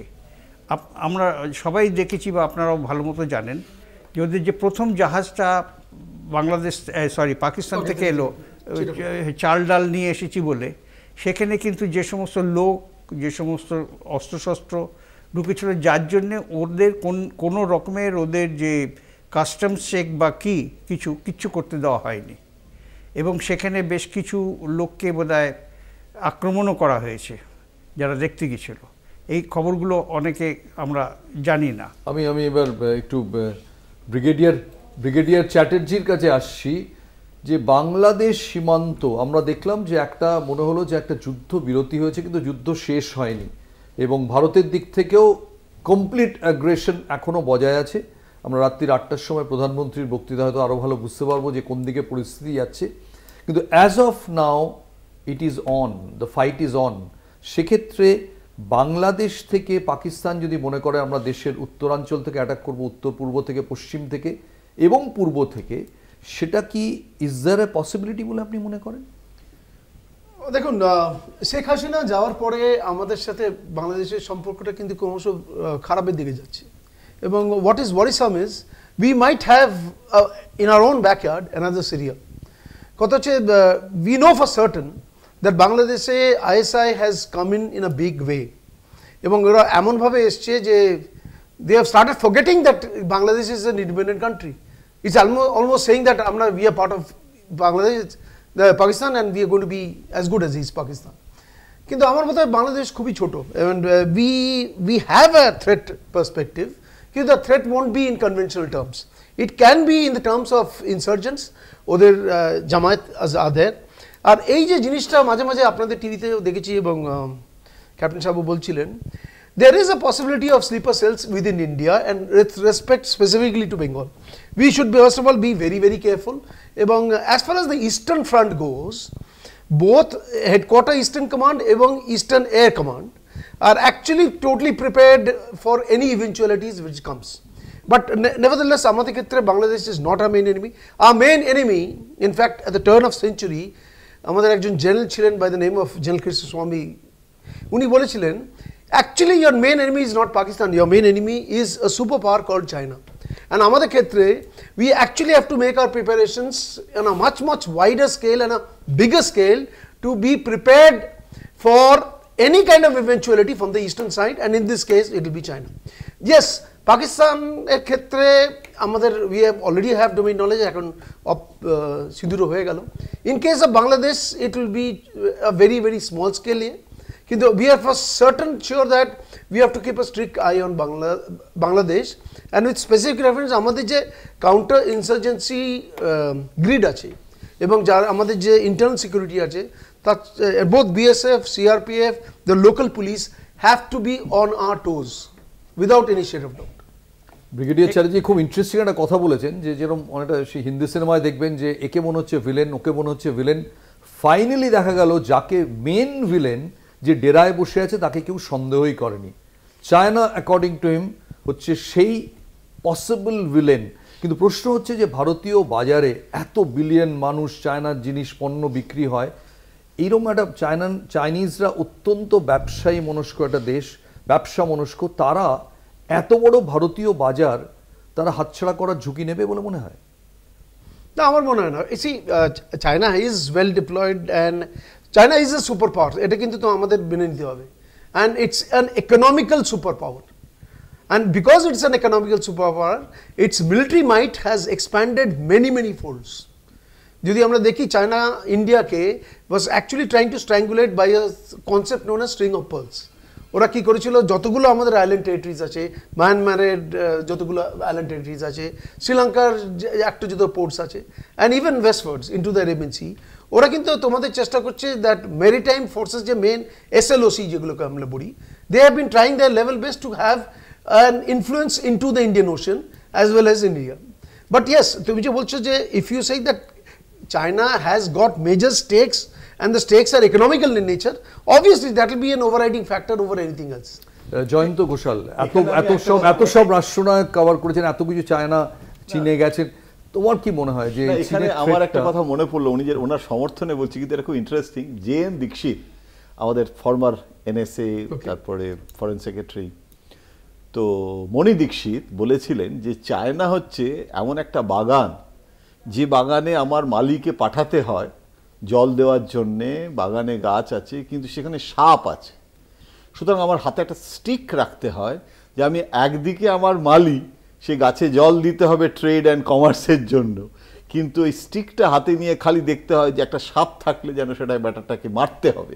সুতরাং চায়নাকে আমি দুর্মুষ দিয়ে, আর আপনি যেটা বলছেন যে বাংলাদেশের সেনার ভয় নেই, কিন্তু বাংলাদেশের জিও স্ট্র্যাটেজিক পজিশনটাকে ইউজ করে একটা বাফার স্টেট হিসেবে যদি চায়না পাকিস্তান অ্যাক্সিস কাজ করে, সেই ইভেন্চুয়ালিটির জন্য তো আমাকে তৈরি থাকতে হবে। আর যুদ্ধ হলে দুটো দিক থেকে যুদ্ধ হয়ে যাবে, মানে এবার শুধু সেটাই বলছিলাম আমি, দুটো দিক থেকে যুদ্ধ হয়ে যাবে, তখন অ্যাকচুয়ালি 3 দিক থেকে যুদ্ধ হয়ে যাবে। ছোট প্রশ্ন আগে, আপনি তো এতদিন ক্রিকেট কভার করেছেন, কটা ম্যাচে বাংলাদেশ ভারতকে হারিয়েছে? এটা বাংলাদেশ যখন পাকিস্তান আর অস্ট্রেলিয়াকে নিয়ে খেলবে, তখন বাংলাদেশ কম্বাইন্ড টিমটা ভারতকে হারিয়ে দিতে পারে। না, আমাদের মাথায় রাখতে হবে যে এটা কিন্তু বাংলাদেশ নয়, বাংলাদেশ ভার্সেস পাকিস্তান, পেছন থেকে চায় না। ওনারা খুব বিনীতভাবে বলেছেন। একটা পয়েন্ট ভুললে হবে না, ইউনূস সাহেব যখন প্রথমে এসে জয়েন করলেন, করে ইমিডিয়েট আমাদের ভয় দেখালেন যে 7 সিস্টার করতে গেলে চিকেন নেক দিয়ে আমাদের যেতে হবে। এই থ্রেটনিংটা কিন্তু উনি ইনিশিয়ালি দিয়েছেন, দিয়ে ভারত যদি আমাদের পেছনে লাগে আমরা এটাকে বন্ধ করে দেবো। পরেই কিন্তু উনি গেছেন চায়না, এবং চায়নাতে গিয়ে এসে ওনার বুক ফুলিয়ে, এবং তারপরে হারানো ভাই ফিরে পেয়ে গলাগলি হয়েছে পাকিস্তানের সঙ্গে, তখন কিন্তু উনি অন্য স্বপ্ন রাজ্যে পৌঁছে গিয়েছিলেন যে চায়নাকে দিয়ে ভারতকে আমরা একটা শিক্ষা দিতে পারবো। কিন্তু পরে ওনার হিসেবটা পুরো গন্ডগোল হয়ে গেছে যে চায়নার সঙ্গে ভারতের যে একটা ব্যবসায়িক মানে যে একটা এই রিলেশন আছে, সেখানে চায়না। আর এখানে আরেকটা আমি দুটো জিনিস যোগ করব। সুমন, আমার একটা বক্তব্য আছে। Bharat versus Pakistan singles match নয় এটা। আজকে IMF থেকে পাকিস্তান যে সময় লোন পেয়েছে সেটা তো ভারত করে দেয়নি, একদম আমেরিকা কি করে হলো? আমেরিকা করে দিয়েছে। তো আমি তার জায়গায় উনি যেটা বলছেন তার সাথে দুটো জিনিস অ্যাড করি। অবশ্যই তো চীনের মদত আছে, এবং ইউনূস সাহেব যেভাবে বলেছিলেন তাতে যেন মনে হচ্ছিল শি জিনপিং এসে শিলিগুড়িতে চা খাবেন আর তার লোকরা নর্থ ইস্টে সব বাজারে মাল বেচবে। there is a two problem. First problem হচ্ছে যে ওনারা জানেন, ওনারা হয়তো বলতে চাইছেন না, Bangladesh has also a chicken neck. যদি ফেনীর ওখান থেকে যদি ওই 20 কিলোমিটার বাদ চলে যায় তাহলে তলার চট্টগ্রাম কক্সবাজার কিছু থাকবে না। ওপাশে মায়ানমার আর্মি অলরেডি চ্যালেঞ্জ করছে, মায়ানমার আর্মিকে মানে ওখানকার রেবেলরা চ্যালেঞ্জ করছে, ফলে ওপাশে টেকনাফ অব্দি মায়ানমারের রেবেলরা পৌঁছে গেছে। এপাশে যদি আমরাও মানে we don't want to be jingoistic, কিন্তু আমরা যদি ফেনী বা কক্সবাজারে হিট করি, তলার কক্সবাজার চট্টগ্রাম কিছু থাকবে না। নাও coming back to his old point, it is true যে চায়না একটা পার্ল তৈরি করতে চাইছে, সেই জন্যই তো সেন্ট মার্টিনে আমেরিকা যেতে চায়। মালদ্বীপে আমাদের যেখানে সেনা ঘাঁটি ছিল, আমি আড্ডু, সেখান থেকে মুইজুকে দিয়ে আমাদের সেনাদের বার করিয়েছে। সো এই দুটো পয়েন্ট হচ্ছে, আড্ডু আর সেন্ট মার্টিন হচ্ছে আপনার ভারত মহাসাগর এবং বঙ্গোপসাগরকে ওভারলুক করার জন্য বেশ দুটো পয়েন্ট। আমেরিকার কাছে দিয়েগো গার্সিয়া আছে, আমরা মানে এই দুটো পয়েন্ট কার কাছে থাকবে, চায়না না আমেরিকার কাছে? বাট আমি একটা কথা বলবো যে প্রোপাগান্ডা নিয়ে যখন আমরা আগের আলোচনা করছিলাম সেটা থেকে টেনে বলি, look at the Global Times, they are not talk. একটা মানে চীনের সরকারি সংবাদপত্র একটা কথা লিখছে না, যারা সবচেয়ে বেশি প্রোপাগান্ডা করে। কমিউনিস্ট প্রোপাগান্ডার চেয়ে খারাপ প্রোপাগান্ডা কিছু হয় না। একটা কথা লিখছে না, কিন্তু পাকিস্তানের বিদেশমন্ত্রী টুইট করে বলেছেন যে চায়না আমাদের সমর্থন জানি, যে টুইটটা মুছেছেন, কিন্তু সে তো পাগল নয় যে টুইট করে দেবে চায়না সমর্থন করেছে। অবশ্যই সমর্থন করেছে না, চায়না তো সমর্থন আছেই। জয়ন্ত এক সেকেন্ড, জয়ন্ত কি বলছে? না, বলছি যে এখানে না ব্যাপারটা হচ্ছে যে বিদেশ নীতিগুলো একটু অনেকগুলো লেয়ার্স থাকে, মানে এটা ঠিক খুব ইউনিল্যাটারালি স্টাডি করলে অনেক সময় বুঝতে ভুল হয়। চায়নার কিন্তু এই মুহূর্তে ভারতকেও দরকার আছে। অ্যান্টি ট্রাম্প ট্যারিফ, যে ট্রেড ট্যারিফের যে যা ওয়ার চলছে, তো একটা ট্রাম্পের মতো একটা পলিসিকে সেখানে কিন্তু রাশিয়া, ইন্ডিয়া, এমনকি ইউরোপেরও বহু দেশ এই মুহূর্তে কিন্তু একটা ট্রাম্পকে আইসোলেট করার জন্য আর একটা ব্লক, সেটা এখন সেইটা চায়নার ইকোনমিক প্রায়োরিটিটা বেশি ইম্পর্টেন্ট হবে না পাকিস্তানের সাথে ভ্রাতৃত্ব করে ভারতকে এখন তার টাইমিংটাও কিন্তু এখানে খুব ইম্পর্টেন্ট। আমি পাকিস্তানের সাথে ভ্রাতৃত্বে, ওনারা জানেন যে পাকিস্তানের সাথে ভ্রাতৃত্বের জয়ন্তটাও জানে, কিন্তু আমি সরাসরি যতটা কিন্তু চায়না করতে ভেবেছিল সেটা কিন্তু এবারে প্রধান অন্তরায় হচ্ছে বালুচিস্তান। বালুচিস্তানে আজও 52টা জায়গায় অ্যাটাক হয়েছে। তো চায়নাকে তো ভাবতে হচ্ছে আমি এত বড় রাস্তা তৈরি করেছি, আমি গদর এয়ারপোর্ট অব্দি পৌঁছেছি, গদর সামুদ্রিক বন্দর অব্দি পৌঁছেছি, যদি কালকে বালুচিস্তান আলাদা রাষ্ট্র হয়ে যায় তাহলে আমার কেন? তুমি যেটা মায়ানমার বলছো, চায়না চেষ্টা করেনি মায়ানমারটাকে কিভাবে আটকানোর জন্য? জুনটা গভর্নমেন্টকে পারেনি তো, এখন তো তুমি বলছো যে মায়ানমারটাতে। ডোনাল্ড ট্রাম্পের ভূমিকাটাও খুব ইন্টারেস্টিং, কারণ ডোনাল্ড ট্রাম্প ক্ষমতায় আসার আগে যে সময় ক্ষমতায় এলেন, বলা হলো দুটো চেঞ্জ অবশ্যম্ভাবী। একটা, প্রথমত তিনি তার বন্ধু নরেন্দ্র মোদীর সঙ্গে থাকবেন, দুই, তার আরেক বন্ধু ইমরান খানকে ফিরিয়ে আনবেন ক্ষমতায়, শরীফদের ফেলে দেবেন, এবং হয়তো বাই প্রোডাক্ট হিসেবে শেখ হাসিনাও ফেরত আসবেন। আমরা দেখেছি তিনটের একটাও হয়নি। ইনফ্যাক্ট এই ভারত পাকিস্তান বিবাদে কোথাও ডোনাল্ড ট্রাম্পের কথা শুনে বা তার ভাইস প্রেসিডেন্টের কথা শুনে মনে হয়নি যে আমেরিকা কমপ্লিটলি ভারতের পক্ষে। আসছে এই নিয়ে আলোচনায়, একটা ছোট্ট বিরতি দরকার, কোথাও যাবেন না, থাকবেন প্লিজ। ফিরে এলাম বিরতির পর। আমাদের আলোচনাটা শেষ হয়েছিল ডোনাল্ড ট্রাম্পকে দিয়ে যে পাকিস্তান অনির্ভরযোগ্য, ডোনাল্ড ট্রাম্পকেও কি পুরোপুরি বিশ্বাস করা যায়? জয়ন্ত ঘোষাল কি বলেন? এখানে ট্রাম্প তো একটা ইন্ডিভিজুয়াল। আমরা যখন ট্রাম্প ছিল না তখনও আলোচনা করেছি যে ট্রাম্প না থাকলেও ট্রাম্পিজম থেকে গেছে, আমেরিকানরা তাকে আমরা বলেছি যে বাইডেন কিছুটা ভারত বিদ্বেষী, ট্রাম্প পেলেই আমাদের সমস্যার সমাধান হয়ে যাবে। না, যেটা হয়েছে সেটা হচ্ছে যে একটা তফাৎ হয়েছে যে বাংলাদেশ, সোফার বাংলাদেশ ইজ কনসার্ন, তখন যে ইউএস স্টেট ডিপার্টমেন্ট ইউনুসের সাথে যে বন্ধুত্ব, হিলারি ক্লিন্টনের সাথে ইউনুসের যে সংযোগ, এই জিনিসটা তো বাইডেন চোখ বন্ধ করেছিল এবং মানে কার কি ভূমিকা ইন্ডিভিজুয়াল নয়, কিন্তু সেই সময় ইউএস স্টেট ডিপার্টমেন্ট, অন্তত হোয়াইট হাউস আর স্টেট ডিপার্টমেন্টের কেউ তফাৎ করেছে, কিন্তু আমি ওই তফাৎটাকে খুব গুরুত্ব দিই না। আমেরিকানরা করেছে এবং আমেরিকান প্রতিনিধিরা গিয়ে কিভাবে হাসিনাকে সেখানে করেছে। সেখানে ট্রাম্প আসার পরে এই যে একটা অন্তত স্টেটমেন্ট করেছিল যে বাংলাদেশটা মোদি জানেন, মোদি বুঝবেন, এটা তো অনেকে আবার বলেছে এটাতে মোদির ঘাড়ে ফেলে দিয়েছি নিজের রোল না নিয়ে। কিন্তু আমি বলবো যে আমেরিকাকে মোদিও বিশ্বাস করে সব কিছু করেন, এটা ভাবার কি কারণ আছে? 2014 সালে আগে মোদিকে তো আমেরিকা ভিসাই দিচ্ছিল না, সেখানে তাকে যেতেই দিত না, এবং উল্টে এই চায়নাই তাকে নিয়ে গিয়ে বিরাট সম্মান দিয়েছিল। তাদের ওই বিরাট যে হল, সেই হলে যেখানে সবাইকে নিয়ে যায় না, সেখানে একটা চিফ মিনিস্টারকে কখনো নিয়েই যাওয়া হতো না, সেসব করেছে। তখন এই জয়শঙ্করই ওখানে তখন ছিলেন অ্যাম্বাসাডার। এখন সেইখানে নরেন্দ্র মোদীও ওই যে বাজপেয়ীজি একটা কথা বলতেন না, সুমন নিশ্চয়ই মনে আছে, যে ওই দুধ, গরম দুধ ছাঁচ, সেটা ফুক ফুককে পিনা চাইয়ে, মানে ওরকমভাবে এমনিভাবে ঢক করে আমেরিকাকে খেতে গেলে না জিভ পুড়ে যায়। অসাধারণ একটা আমেরিকা সম্পর্কে বলা হয়েছে, বলেছিল তখন যে আমেরিকার সাথে বন্ধুত্ব আর শত্রুতা, বন্ধুত্ব ज़्यादा महंगा पड़ता है, इट्स मोर মানে ফেটাল। শত্রুতা you can handle with America, friendship is more fatal. হ্যাঁ, এটা কিসিঙ্গারের কথা। কিসিঙ্গার নিজের আমেরিকা সম্পর্কেই বলেছিল যখন চায়নার সাথে তার হচ্ছিল। সুতরাং মোদি কি এটা জানে না যে ওখানে বন্ধুত্ব করতে গেলে কীভাবে হাত পুড়তে পারে? কিন্তু আমেরিকার মতো একটা রাষ্ট্রকে হোস্টাইলিটিতে নিয়ে গিয়ে, মানে এটাও তো উচিত নয় না। আমরা এখনো তো নিশ্চয়ই পুটিন ব্লক, সোভিয়েত ব্লক নয়, কিন্তু পুটিন ব্লক হয়ে থাকতে পারি না। কিন্তু মোদি পুটিনের সাথে বন্ধুত্ব ছিন্ন করেনি। আচ্ছা, চাপ ছিল। ইরানের ভোট মোদি কি দিয়েছে? বাজপেয়ী যেরকম দিয়েছে, মনমোহন যেরকম দিয়েছে, সেরকমই তো করেছে ইসরায়েলের সাথে বন্ধুত্ব থাকা সত্ত্বেও। সুতরাং আমি কিন্তু সোফার ফরেন পলিসি ইজ কনসার্ন, আমার মনে হয় যে আমেরিকাকে আমরা অন্ধের মতো বিশ্বাস করছি, এটা বোধহয় একটু ওভার সিম্পলিফিকেশন হয়ে যায়। সুমন ভট্টাচার্য, ট্রাম্প ক্ষমতায় থাকলে কি শেখ হাসিনা ক্ষমতাচ্যুত হতেন বলে মনে হয়? না, হতেন না। ঠিক। One.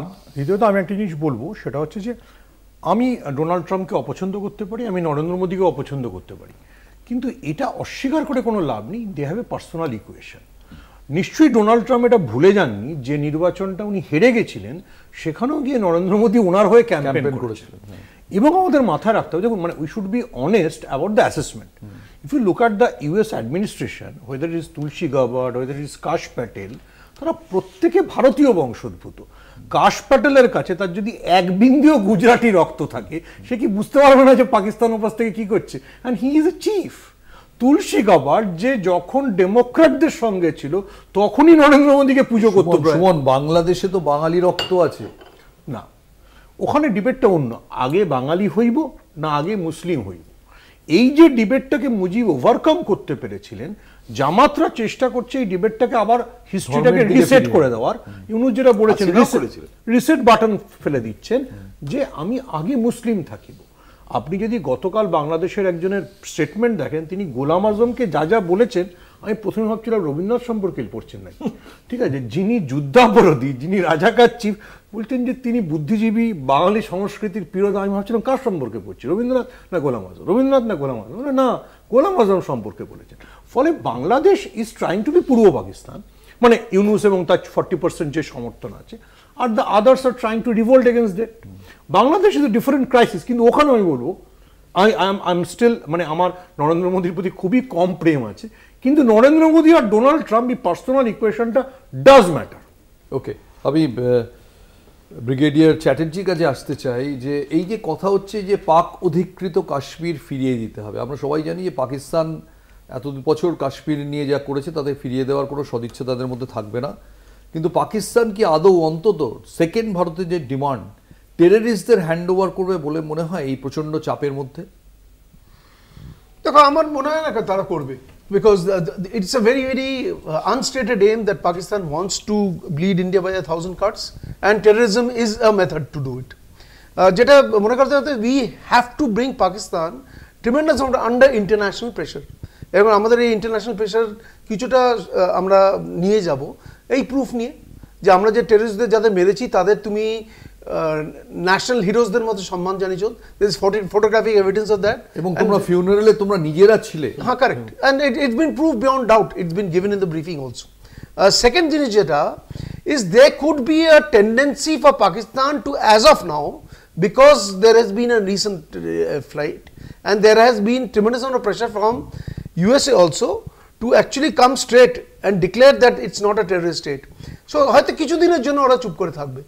As far as Pakistan playing this trump card, আমরাও টেররিজমের একটা ভিকটিম, that's actually false, আর আমি কোনোদিনও মানতে চাইবো না। পাকিস্তানে পেশোয়ারে আপনাকে বলি, পেশোয়ারের খোলা বাজারে আমার চোখের সামনে দেখা কালাশনিকভ বিক্রি হয়, AK-47 বিক্রি হয়।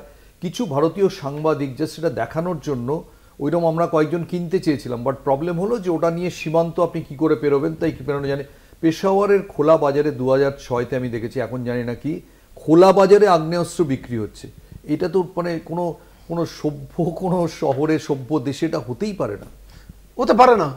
In fact we should be very clear that Pakistan is a terrorist state and that they have been doing it for the last 40 years. যে পরের প্রশ্ন যেটা করেছো যে is Pakistan willing to at least come and negotiate with us as far as POK goes. Now question is, Pakistan কিন্তু তার উল্টোটা বলবে, ওরা বলবে যে কাশ্মীরের যে অংশ আমাদের কাছে, ওরা বলে যে সেই অংশটা আমাদের।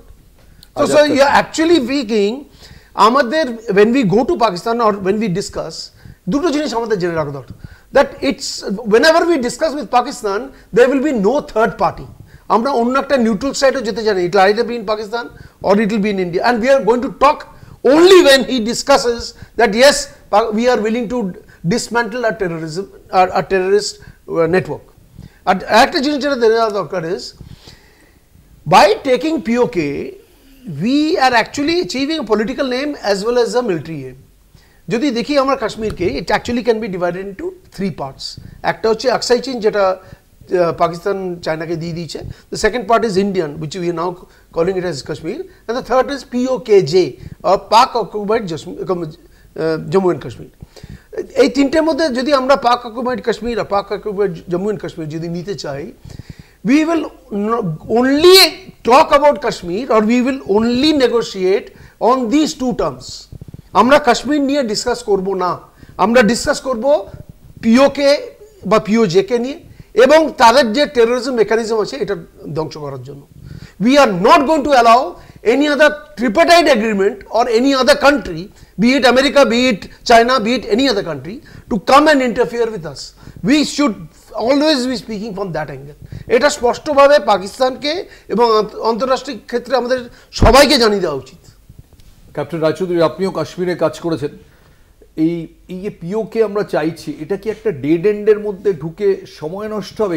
এইটা প্রেশারাইজ করে ভারত কি অ্যাকচুয়ালি কিছু পাবে বলে মনে হয়? কি এটা কোথায় নিয়ে যাবে আমাদের? না, যেরকমভাবে প্রেশার দিয়ে এবং যেরকমভাবে এগোচ্ছে, এই পাশ থেকে বেলুচ যেরকমভাবে ওদের কর্নার করছে, এই পাশ থেকে আমাদের যে ঘটনাগুলো পরপর ঘটে গেছে, সেই দিক থেকে দেখে আমার মনে হয় এটা হাই টাইম ওদের আরও বেশি প্রেশারাইজ করে কিছু একটা জায়গায় দাঁড়ানো। ওকে, আরেকটা খুব ইন্টারেস্টিং জিনিস ঘটেছে, সেটা হচ্ছে যে শোনা যাচ্ছে যে ভারতীয় এয়ারফোর্সের অ্যাটাকে পাকিস্তানের এয়ারবেসের কাছে কোথাও একটা নিউক্লিয়ার এনার্জি, ওখানে নিউক্লিয়ার, আমি এই ব্যাপারে একটু সুমন ভট্টাচার্যকে জিজ্ঞেস করবো, যেটা নিউ ইয়র্ক টাইমসও কথা বলেছে যে কোথাও কিছু রেডিয়েশন হচ্ছে কিনা। নিউ ইয়র্ক টাইমসের প্রতিবেদনে যেটা বলা হয়েছে, এটা এক্স্যাক্টলি এয়ারবেসটা কোন জায়গায়? এই এয়ারবেসটা হচ্ছে নূরে খান, যেটা ইসলামাবাদ থেকে ঠিক 10 কিলোমিটার পাশে। এটার আগে নাম ছিল, আপনি বেটার জানবেন, এটার আগে নাম ছিল বেনজির ভুট্টো এয়ারপোর্ট, সেটাকে ট্রান্সফর্ম করা হয়েছে নূরে খান। ওখানে বেসিক্যালি VIP এবং রাওয়ালপিন্ডি অত্যন্ত সংরক্ষিত এলাকা, এইটাতে বেসিক্যালি পাকিস্তানের যে নিউক্লিয়ার কমান্ড অথরিটি সব দেশেরই থাকে, নিউক্লিয়ার কমান্ড অথরিটির হেডকোয়ার্টার ছিল। নিউক্লিয়ার কমান্ডটা মানে ওই মানে একটা আপনার কি দিয়ে খুলতে হয়, সেই কিটা পুরো ওখান থেকে অপারেট হতো। আমরা সেখানে হিট করেছি, তো সেটা আমরাও স্বীকার করছি না, পাকিস্তানও বলছে না, কিন্তু নিউ ইয়র্ক টাইমস বলেছে, এবং নিউ ইয়র্ক টাইমস বলেছে যে এটা জানার পরই আমেরিকা নড়ে চড়ে বসে। ভান্স যে নড়েছেন, ভান্স যে ভান্স আগের দিন নড়েছিলেন আমাদের কিছু আসা যায় না, সেটা বলেছেন। আচ্ছা, আমি একটা শুধু আগের প্রশ্ন আমি একটু 10 সেকেন্ড চাইবো, যে আপনি জিজ্ঞেস করছিলেন যে পিওকে আমরা কেন বলছি। আমি যখন ছোটবেলায় কলেজ বা বিশ্ববিদ্যালয় ইউনিয়ন করতাম ছাত্র রাজনীতি, তখন প্রিন্সিপালের কাছে 12টা দাবি নিয়ে যেতাম। তাহলে প্রথমটা রাখতো ক্যান্টিনে টিভি বসাতে হবে, হোস্টেলে খাবার দাবার ঠিক করতে হবে। আমি জানতাম যে কোনোটাই প্রিন্সিপাল করবেন না, কিন্তু আমার একটা দাবি থাকতো যে যাদের যাদের আপনি ডিসকলেজিয়েট করেছেন তাদেরকে আপনি অ্যালাউ করে দিন। ওটা 13 নম্বর দাবি, কিন্তু আমি জানতাম ওটা আমার মানাতেই হবে। তেমনি আমরা পিওকে চাই না। কেন চাই না? আমি 50 লাখ কাশ্মীরের জন্য আমাকে 2 লাখ আর্মি রাখতে হয়েছে, আরও 70 লাখ যারা অলরেডি মানে পাকিস্তানের মানে আদর্শে হ্যাবিচুয়েটেড, তাদেরকে আমি নিয়ে আসবো না। ওটা আমি বলছি এই কারণে যাতে হাফিজ সাইয়াদদের অন্তত পাকিস্তান দেশ থেকে বার করে দেয়, ওদের দুবাইতে পাঠিয়ে দিই, যেখানে ইচ্ছে পাঠিয়ে দিই। মানে 1A হবে না, 1Bটার জন্য মেন টার্গেট 1B। 1Bটা হচ্ছে আমার মেন টার্গেট। আমি স্কার্ডু আর জয়ন্ত একমত না? তুমি না, আমি একমত, সম্পূর্ণ একমত। এটা কতগুলো রেটোরিক্স বলে ডিপ্লোমেসিতে, মানে কতগুলো জিনিস আছে যেগুলো, একটা জিনিস যেটা ও বলল যে আমেরিকা যে ভ্যান্স যে ফোন করেছে আগে বলেনি, তারপরে 9 তারিখে মানে প্রাইম মিনিস্টারকে ফোন করছে আর বলছে যে এক্ষুনি বন্ধ করো, কেননা আমাদের কাছে ইন্টেলিজেন্স রিপোর্ট এসেছে, ইউএস ইন্টেলিজেন্স মোদিকে বলছে, ভাইস প্রেসিডেন্ট, আর কিছুদিন আগে তো এসেছিল দেখা। আচ্ছা, তাতে একটা ইন্টারেস্টিং টার্ম আছে জয়ন্তদা যেটা বলছে না, সেটা হচ্ছে যে নিউ ইয়র্ক টাইমস বলেছে যখন ভান্স প্রথমে ফোন করেছেন নরেন্দ্র মোদী ফোনটা ধরেননি, ফোনটা কিন্তু জয়শঙ্করকে তারপর করেছে। তার মানে নরেন্দ্র মোদী নিশ্চয়ই ওই ইন্টেল যদি ভান্সের কাছে থাকে, নরেন্দ্র মোদী ওটা জানতেন যে কোথায় হিট হয়েছে। না, কিন্তু কথা নরেন্দ্র মোদীর সাথে কথা সেদিন হয়েছিল, তারপরে কথা হয়েছিল প্রাইম মিনিস্টার, কেননা আমাদেরকে মানে প্রাইম মিনিস্টারের ওখান থেকেই জানানো হয়েছে যে জয়শঙ্কর প্রাইম মিনিস্টারকে বলে he wants to talk to prime minister, এবং প্রাইম মিনিস্টার কথা বলে, এবং সেখানে কিন্তু প্রাইম মিনিস্টার একটা জিনিস করেছেন, বলেছেন যে আমরা, তখন বলছে যে এটা ইরেসপন্সিবল হয়ে যাবে, ওদের সাথে কথা বলেছি আমি, ওদের কাছ থেকে জানতে পেরেছি। তখন প্রাইম মিনিস্টার কিন্তু বলেছেন যে জিআই করুক না কেন পাকিস্তান, এখন এই পরিস্থিতিতে আমাদেরকে এটা করতে হবে। এটা কিন্তু প্রাইম মিনিস্টার, কারণ এটা তো গভর্নমেন্ট অফ ইন্ডিয়ার স্ট্যান্ড, সিসিএস এর স্ট্যান্ড, উনি জাস্ট মানে first among equals constitution, he is conveying the cabinet decision.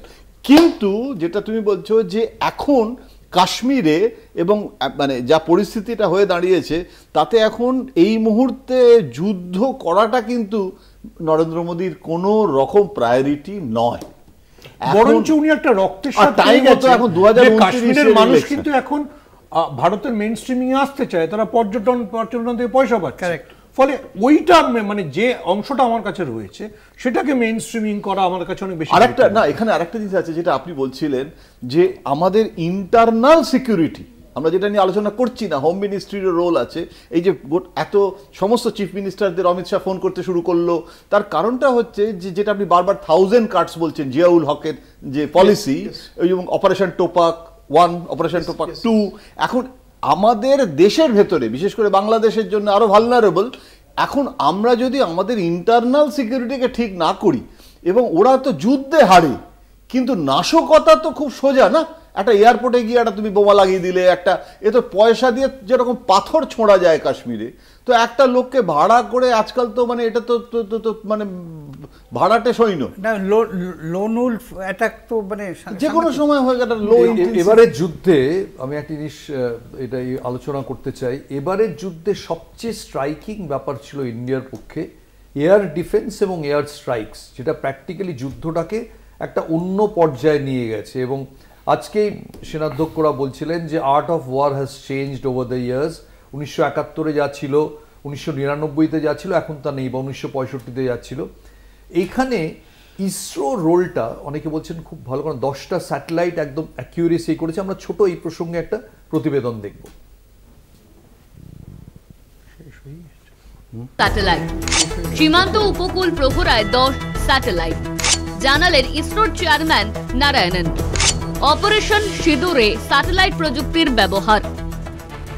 22 April পাহেলগাঁওয়ে জঙ্গি হামলার পর থেকে ভারত পাক উত্তপ্ত পরিস্থিতির মধ্যেই দেশের সুরক্ষা নিয়ে গুরুত্বপূর্ণ মন্তব্য ইসরোর চেয়ারম্যান ভি নারায়ণনের। দেশের মহাকাশ গবেষণা সংস্থার অধীনে মোট 10টি উপগ্রহ দেশের সুরক্ষায় কাজ করছে বলে দাবি নারায়ণনের। মূলত দেশের 7,000 কিলোমিটার উপকূল এলাকা এবং উত্তর অংশে কড়া নজরদারি চালানো হচ্ছে উপগ্রহের সহায়তায়। I am happy to inform that at least 10 satellites are continuously working, 24/7 working for the strategic purpose to ensure safety and security of the citizens of this country. দেশে জঙ্গি হামলার পাল্টা দিতে 7ই মে পাকিস্তান এবং পাক অধিকৃত কাশ্মীরের 9 জঙ্গি ঘাঁটি নিকেশ করে ভারত। অভিযানের নাম দেওয়া হয় অপারেশন সিঁদুর। 10ই মে পাকিস্তানের 8 সেনা ঘাঁটিতে প্রিসিশন অ্যাটাক চালায়। বায়ুসেনার এই হামলায় স্যাটেলাইটের ব্যবহার তাৎপর্যপূর্ণ ছিল বলেও জানা গিয়েছে। হামলার পর ওই সেনা ঘাঁটিগুলির উপগ্রহ চিত্রে ক্ষতির প্রমাণও মিলেছে। দুই প্রতিবেশীর মধ্যে উত্তপ্ত পরিস্থিতির আবহে একদিকে পাকিস্তানের নির্লজ্জ অবস্থান বিশ্বের কাছে প্রকাশ্যে চলে এসেছে, অন্যদিকে শুধু সেনাবাহিনী দিয়েই নয়, প্রযুক্তিগত উন্নয়নের বিভিন্ন দিক ব্যবহার করে ভারত জঙ্গি কার্যকলাপের জবাব দিতে প্রস্তুত, সেই বিষয়টিও উঠে এসেছে। কলকাতা টিভি। এই এয়ার স্ট্রাইকটা এবারে ভারতে এত নিখুঁতভাবে করেছে এয়ার ডিফেন্স, কি বলবেন ব্রিগেডিয়ার চ্যাটার্জি? ওকে, অপারেশন সিঁদুরের ক্ষেত্রে আমরা স্পষ্টভাবে দেখতে পাচ্ছি that there has been tremendous amount of technology which has actually been used in this particular warfare. আমরা যদি দেখি প্রত্যেকটা লড়াইয়ের সময় we require use a term call foots on the ground, অথচ দু প্রান্তেই আমরা দেখেছি পাকিস্তানের কোনো সোলজার্স বা ইন্ডিয়ার কোনো সোলজার ইন্টারন্যাশনাল বর্ডার বা এলএসি বা এলওসি ক্রস করেননি। We have not crossed and our aircrafts have also not crossed.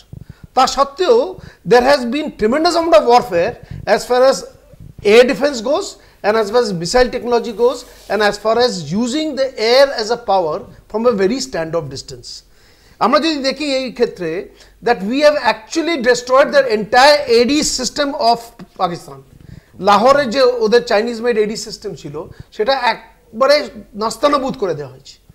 And at the same time, যদি আমরা বলি আমাদের নিজেদের AD systems has worked perfectly well. Not only that, our success rate of actually creating that so-called sky dome or the iron dome has been very, very successful. এটা কিরকম করে হয় না, আমরা আমাদের কাছে S-400 ছিল, আমাদের কাছে আকাশ তীর ছিল, আর আমাদের কাছে ZU-70s as well as other surface to air missiles ছিল। That what is very, very interesting to note is আমাদের কাছে যে DRDOর আকাশ তীর ছিল that is actually totally homegrown, and this will be a very, very classic example to tell that when you develop নতুন technology আমরা যখন develop করি একটা দেশে, and that way the Indian Armed Forces has absorbed them, both Indian Army as well as Indian Air Force যে integrate করতে পেরেছে, সেটা কিন্তু আমাদের দর্শকদের কাছে বলা দরকার। আমরা শেষ দিকে চলে এসেছি, একটু সংক্ষেপে। ওকে, যখন তুমি এডি সিস্টেমস দেখছো, it is not only the AD missile which is there, it is an integrated system. তার সাথে রাডার আছে, তার সাথে ফায়ার কন্ট্রোল সিস্টেম আছে, আর তার সাথে মিসাইলও আছে। So when you integrate that into the whole thing, you achieve success rate which is far greater than others. I would say that technologically Operation Sindoor has been an eye opener to India as well as to the world. আমি captain রায়চৌধুরীর কাছে আসবো, সময় কমে এসছে। একটা comparison হচ্ছে যে 1971-এর ইন্দিরা নাকি 2025-এর মোদি, এই বা 1999-এর অটল বিহারী বাজপেয়ী, এই তর্কটাই কি নিরর্থক নয়? কারণ টেকনোলজি এত বদলে গেছে 1971-এর যুদ্ধের সময় থেকে। এখানে আপনার কি মনে হয়? একদম, আমি এটাকে নিরর্থকই বলবো, কারণ এক একটা সিচুয়েশনের উপরে মোডাস অপারেন্ডি এক এক রকমের হয়। ফলে 71-এর সঙ্গে যদি আমরা 2025-কে কম্পেয়ার করি, সেটা আমাদের ভুল হবে। আমরা পাকিস্তানে টেররিস্টদের কি হবে, এটা একটা খুব বড় প্রশ্ন। যেটা সবাই বলছিলেন আমাদের আজকের অনুষ্ঠানের অতিথিরা, যে পাক অধিকৃত কাশ্মীরটা হচ্ছে 1-এর B, 1-এর A হচ্ছে টেররিস্টদের পাওয়া যাবে। দাউদ ইব্রাহিম তো ওখানে পাকিস্তানি সাংবাদিকরাই তাকে দেখেননি। আমি জানি যে জাভেদ মিয়াদের বিয়েতে আমন্ত্রিত ছিলেন দুজন সাংবাদিক, তারা মোবাইলে বিয়ে বাড়িতে ঢুকে খবর পাঠাচ্ছিলেন अभी तक नहीं आया। একজন রক্ষী তাকে ডাকেন দুজনকে ফুটপাতে, বলেন आप लोग कौन है?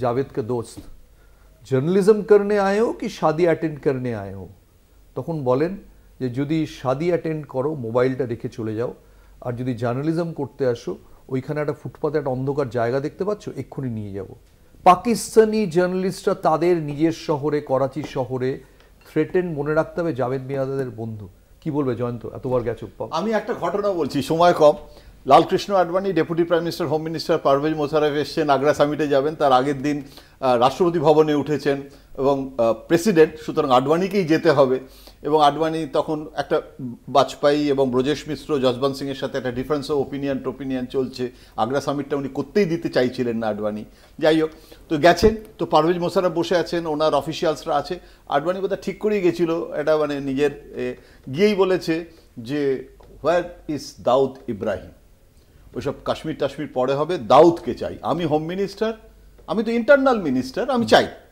তখন বলল যে স্মল টক করো না Advaniji Dawood Ibrahim he is not in Pakistan তখন ফিরে এসে আইবি চিফকে ফোন করলো আডবাণী কেপি সিং তখন আইবি চিফ কোথায় আছে বললো যে এক্ষুনি খোঁজটা নিল বললো সত্যি ও মিথ্যে কথা বলেনি ও আসার আগে দাউদকে ব্যাংককে পাঠিয়ে দিয়েছে এবং ফিরে যাওয়ার পর আবার ব্যাংকক থেকে পাকিস্তানে নিয়ে চলে আসবে ও স্ট্র্যাটেজিক্যালি ও জানে যে কি সম্ভাব্য জিনিস আসতে পারে এবং ও তখন লাই নয় মিথ্যে নয় ও তো টেকনিক্যালি ঠিকই বলেছে হি ইজ নট ইন আমি একদম শেষে চলে এসেছি প্রোগ্রামের আমি এখান থেকে জিজ্ঞেস করবো ক্যাপ্টেন রায়চৌধুরী থেকে চারজনকে আমি ওপিনিয়ন নেব এটা ধরে যাক একটা 100 নম্বরের পরীক্ষা তাহলে ভারত কত পেয়েছে পাকিস্তান কত পেয়েছে এখন সেরকম ভাবে দেখলে 100%-এ ভারত কত পার্সেন্ট পাকিস্তান কত পার্সেন্ট এই যুদ্ধের দিক থেকে দেখুন আমি ভারতীয় সোলজার আমি সবসময় নিজেকে প্রাউড মনে করি এবং আমি 100 পেয়েছি আপনি I would say it's 80-20 and when you use the 80-20 principle you know that 20% doesn't matter আমি 90-10 বলবো এটা ডিক্লেয়ার্ড ওয়ার নয় 71 নয় এটা তো মানে যুদ্ধটা তো পুরোপুরি হলে তখন এটা 90% অ্যাচিভ করে সুমন যদি ইন্ডিয়ার অ্যাচিভমেন্ট না তাহলে আমিও 100-তে 100ই বলবো বিকজ যা যা আমার হিট করার ছিল যা করার ছিল আমি করে দিয়েছি পাকিস্তানের অ্যাচিভমেন্ট আমি বলবো পাকিস্তান 100-র মধ্যে 20 পেয়েছে যে অন্তত তারা এখন অবধি বালুচিস্তানকে বাঁচাতে পেরেছে আমরা আজকের এই সিঁদুরের শপথ এই বিশেষ অনুষ্ঠান এখানেই শেষ করলাম যারা এসছেন বক্তারা অনেক ধন্যবাদ এটা একটা এমন একটা এই পুরো এপিসোডটা এমনভাবে চলছে আমরা জানি না পরের ঘন্টায় কি আছে সবাই ভালো থাকবেন শুভরাত্রি